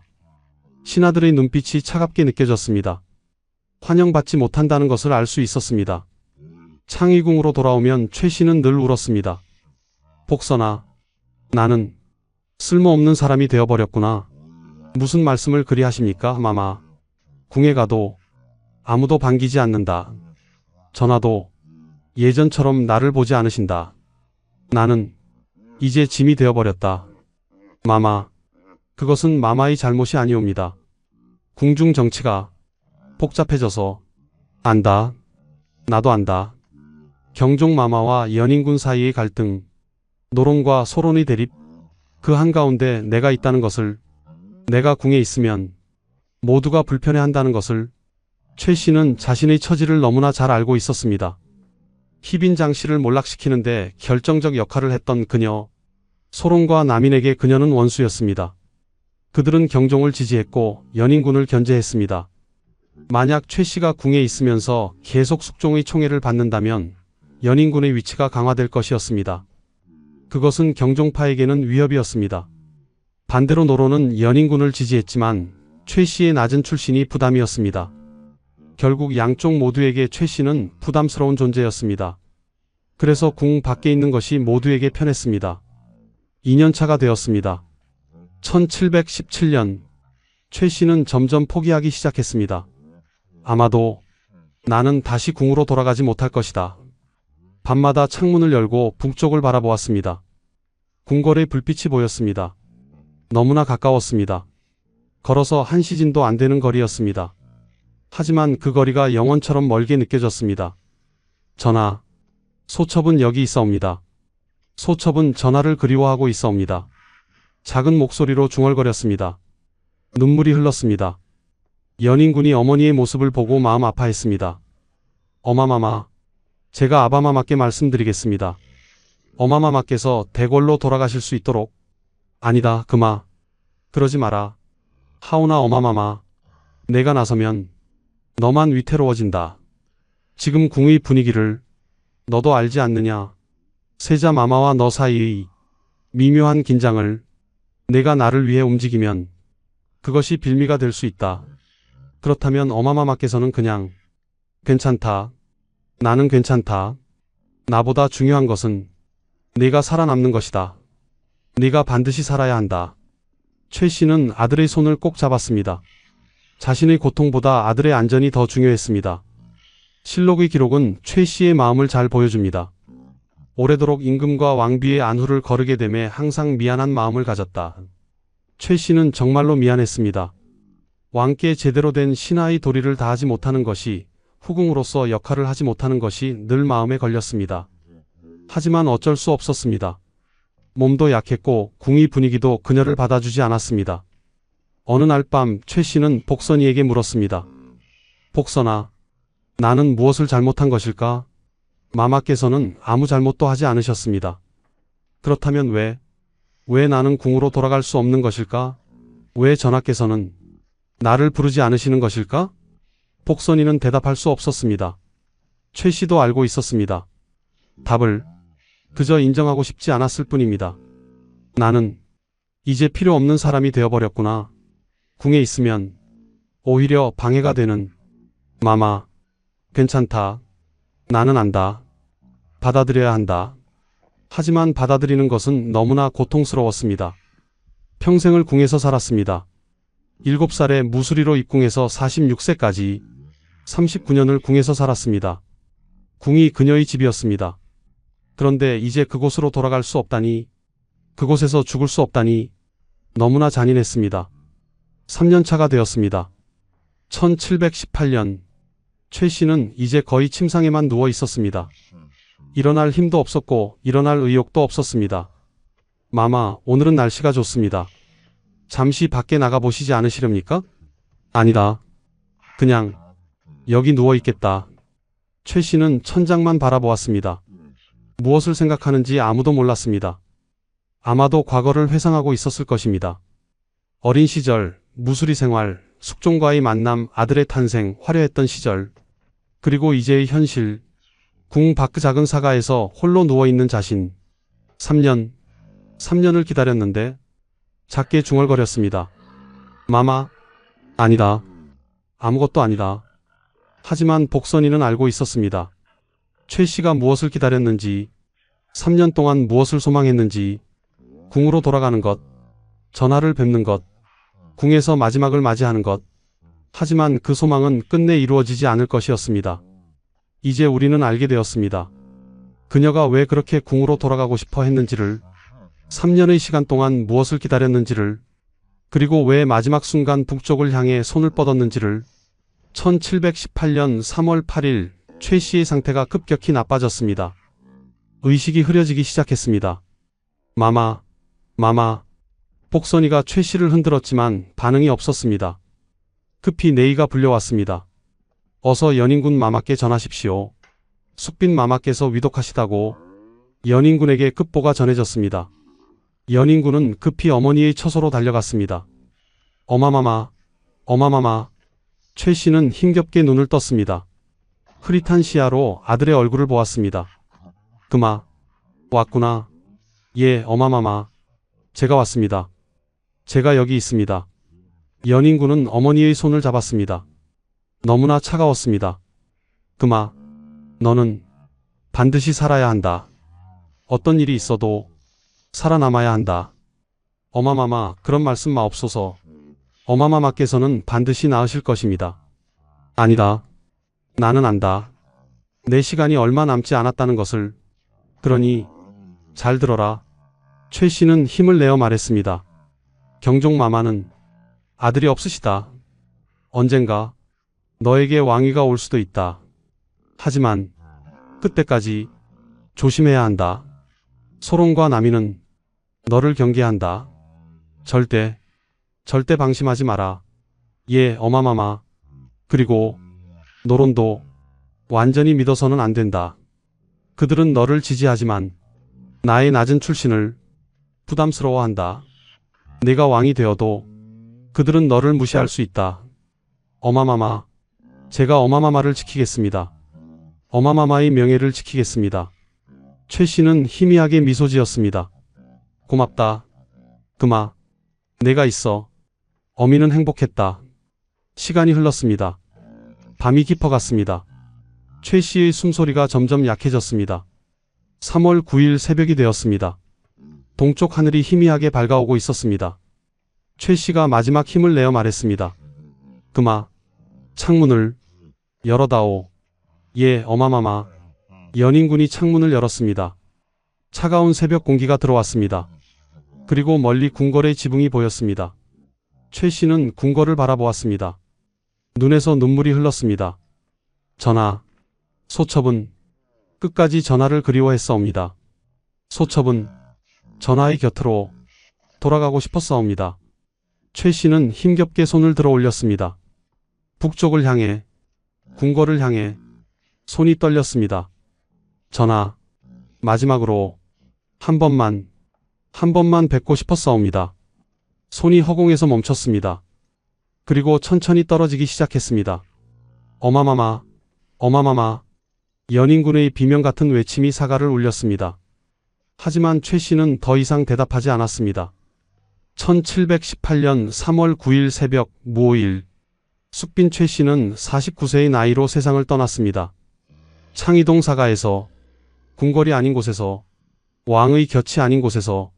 어마마마, 왜 궁에서 돌아가시지 못하셨습니까? 왜? 연인군은 어머니의 차가워진 손을 놓지 못했습니다. 평생 조심하며 살았던 어머니, 희빈 장씨를 몰락시키는 데 결정적 역할을 했지만 그 후로는 늘 몸을 낮추고 살았던 어머니, 왕비를 꿈꾸지 않았고 아들만을 생각했던 어머니, 그런 어머니가 마지막 소원은 단 하나였습니다. 궁으로 돌아가는 것, 전하를 뵙는 것, 궁에서 마지막을 맞이하는 것. 하지만 그 소원은 끝내 이루어지지 않았습니다. 복선이는 바닥에 주저앉아 통곡했습니다. 마마, 마마, 소인이 무엇을 더 해드려야 했사옵니까? 마마, 마마. 42년을 함께 한동반자였습니다. 7살에 입궁했을 때부터 함께 했습니다. 무수리로 고생할 때도, 후궁이 되어 영화를 누릴 때도, 그리고 마지막 3년의 고독한 시간에도 함께 했습니다. 소식이 궁으로 전해졌습니다. 숙종은 슬퍼했습니다. 새 내전에서 관원을 보내 조문했습니다. 제사를 지내고 부의를 보냈습니다. 실록에는 부의가 특별히 두터웠다고 기록되어 있습니다. 하지만 그것이 무슨 소용이었을까요? 최 씨가 원했던 것은 돈이 아니었습니다. 마지막으로 전하를 뵙는 것이었습니다. 궁에서 눈을 감는 것이었습니다. 하지만 그것은 허락되지 않았습니다. 연인군은 어머니를 위해 상복을 입고 싶었습니다. 머리를 풀어 헤치고 제대로 된 상을 치르고 싶었습니다. 하지만 할 수 없었습니다. 서자의 신분으로 어머니 상에는 제약이 많았습니다. 피발머리를 풀어 헤침과 최복 부모의 상복을 입을 수 없었고 거상 기간도 단축해야 했습니다. 내가 제대로 어마마마를 모시지 못했구나. 어마마마, 용서하소서. 연인군은 무릎을 꿇고 울었습니다. 장지를 구해야 했습니다. 하지만 그것도 쉽지 않았습니다. 눈치를 봐야 했습니다. 후궁의 무덤을 어디에 쓸 것인가? 너무 좋은 곳에 쓰면 비난받을 것이고 너무 초라한 곳에 쓰면 어머니께 죄송할 것이었습니다. 결국 양주 고령동 옹장리가 정해졌습니다. 1718년 5월 경신일 최 씨는 그곳에 예장되었습니다. 연인군은 어머니의 무덤 앞에 섰습니다. 어마마마, 소자가 여기 모셨습니다. 편히 쉬소서. 언젠가 소자가 반드시. 연인군은 다짐했습니다. 언젠가 자신이 왕이 되면 어머니를 제대로 모시겠다고, 어머니의 명예를 회복시키겠다고. 하지만 그때는 아무도 몰랐습니다. 정말로 연인군이 왕이 될 줄은, 그리고 그가 어머니를 위해 무엇을 할 줄은. 최 씨는 떠났습니다. 3년을 기다렸지만 끝내 궁으로 돌아가지 못한 채. 하지만 그녀의 이야기는 여기서 끝나지 않았습니다. 최 씨가 세상을 떠난 지 2년 후인 1720년 숙종이 승하했습니다. 경종이 왕위에 올랐습니다. 연인군은 왕세제로 책봉되었습니다. 왕위 계승 서열 1위가 된 것입니다. 하지만 연인군의 위치는 위태로웠습니다. 소론과 남인은 연인군을 견제했습니다. 연인군이 왕위를 노린다는 의심을 했습니다. 노론과 소론의 갈등은 극에 달했습니다. 세제 저하 조심하셔야 하옵니다. 신하들이 경고했습니다. 나는 안다. 어마마마께서 늘 당부하셨다. 조심하라고, 살아남으라고. 연인군은 어머니의 말을 기억했습니다. 조심하며 살았습니다. 경종을 극진히 모셨고 야심을 드러내지 않았습니다. 1724년 경종이 승하했습니다. 재위 4년 만이었습니다. 경종은 아들이 없었습니다. 왕위는 연인군에게 돌아갔습니다. 1724년 8월 30일 연인군은 경희궁 숭정전에서 즉위했습니다. 조선의 21대 왕 영조였습니다. 51세의 나이였습니다. 즉위한 첫날 영조가 제일 먼저 한 일은 어머니를 기리는 것이었습니다. 어마마마, 소자가 왕이 되었습니다. 이제 어마마마를 제대로 모시겠습니다. 영조는 어머니의 무덤으로 향했습니다. 양주 고령동 옹장리, 6년 전 어머니를 묻었던 곳이었습니다. 무덤 앞에 무릎을 꿇었습니다. 어마마마 용서하소서. 소자가 너무 늦게 왔습니다. 어마마마께서 살아계셨을 때 제대로 모시지 못했습니다. 어마마마께서 궁으로 돌아가고 싶어 하셨을 때 소자는 아무것도 해드리지 못했습니다. 영조는 눈물을 흘렸습니다. 하지만 이제는 다릅니다. 소자가 왕이 되었습니다. 이제 어마마마를 국모의 반열에 올리겠습니다. 1725년 영조 즉위 1년, 영조는 어머니를 위한 사당을 지었습니다. 숫빛묘였습니다. 어머니의 신의를 모시고 제사를 지냈습니다. 하지만 신하들의 반대가 심했습니다. 전하, 후궁을 위해 사당을 짓는 것은 예법에 어긋나옵니다. 후궁은 후궁일 뿐이옵니다. 국모와 같이 대우할 수는 없습니다. 영조는 분노했지만 참았습니다. 시간이 필요했습니다. 세월이 흘렀습니다. 영조는 꾸준히 어머니의 지위를 높이려 노력했습니다. 하지만 매번 신하들의 반대에 부딪혔습니다. 1744년 영조 20년 숫빛묘를 육상묘로 개칭했습니다. 1753년 영조 29년 드디어 영조는 결단을 내렸습니다. 육상묘를 육상궁으로 승격시키는 것이었습니다. 궁호는 원래 세자나 세자빈의 사당에만 붙이는 것이었습니다. 하지만 영조는 어머니의 사당에 궁호를 붙이기로 했습니다. 그리고 어머니에게 화경이라는 시호를 추증했습니다. 신하들이 다시 반대했습니다. 전하, 이는 전례가 없는 일이옵니다. 특히 조관빈이라는 신하는 축책문 시호를 내릴 때 쓰는 글쓰기를 거부했습니다. 국가의 대소책문은 종가의 대를 잇는 비빈이 아닌 이런 경우는 없었습니다. 영조는 경노했습니다. 조관빈을 함경도 삼수에 유배 보내라. 그리고 좌의정 이천보에게 명했습니다. 경이 축책문을 지어라. 이천보는 거역할 수 없었습니다. 축책문을 지었습니다. 같은 해 7월 영조는 어머니의 무덤을 원으로 승격시켰습니다. 소령원이었습니다. 원은 왕족의 무덤을 말합니다. 그리고 정자각을 세웠습니다. 정자각은 원 이상의 무덤에만 세우는 제사 건물이었습니다. 9월 13일 영조는 직접 소령원에 행차했습니다. 원의 완성을 고하기 위해서였습니다. 그날이 영조의 탄신일이었다고 합니다. 영조는 어머니의 무덤 앞에 섰습니다. 어마마마, 소자가 이제야 어마마마를 제대로 모십니다. 늦었지만 용서하소서. 제사를 지내는 동안 어떤 신하들은 절을 하지 않았습니다. 후궁의 무덤에 절할 수 없다는 것이었습니다. 영조는 다시 한번 분노했습니다. 절하지 않은 신하들은 모두 파직하라. 그렇게 영조는 강제로라도 어머니를 국모의 반열에 올렸습니다. 하지만 영조는 알고 있었습니다. 아무리 사당을 짓고 무덤을 원으로 승격시켜도 어머니가 진정 원했던 것을 돌려드릴 수는 없다는 것을. 어머니가 원했던 것은 궁에서 마지막을 맞이하는 것이었습니다. 전하 곁에서 눈을 감는 것이었습니다. 하지만 그것은 이루어지지 못했습니다. 영조는 평생 그 죄책감을 안고 살았습니다. 어머니의 낮은 출신 때문에 신분 콤플렉스에 시달렸습니다. 그래서 더욱 어머니를 극진히 모셨습니다. 육상궁은 후일 다른 왕의 어머니들을 위한 사당도 함께 모시게 되어 칠궁이 되었습니다. 적영궁, 연호궁, 대빈궁, 경우궁, 선의궁, 덕안궁. 모두 왕의 친모이지만 후궁에 머물렀던 이들의 사당이었습니다. 영조는 1776년까지 재위했습니다. 52년의 긴 재위였습니다. 그리고 82세의 나이로 승하했습니다. 영조가 남긴 것은 많았습니다. 탕평책, 균역법, 신문고, 부활 등 많은 업적을 남겼습니다. 하지만 무엇보다 그는 어머니를 기리는 효자왕으로 기억되었습니다. 현재 육상궁은 서울 종로구 궁정동에 위치해 있습니다. 칠궁으로 불리며 사적으로 지정되어 있습니다. 매년 제사가 올려집니다. 소령원은 경기도 파주시 광탄면 영장리에 있습니다. 조용한 언덕에 자리 잡고 있습니다.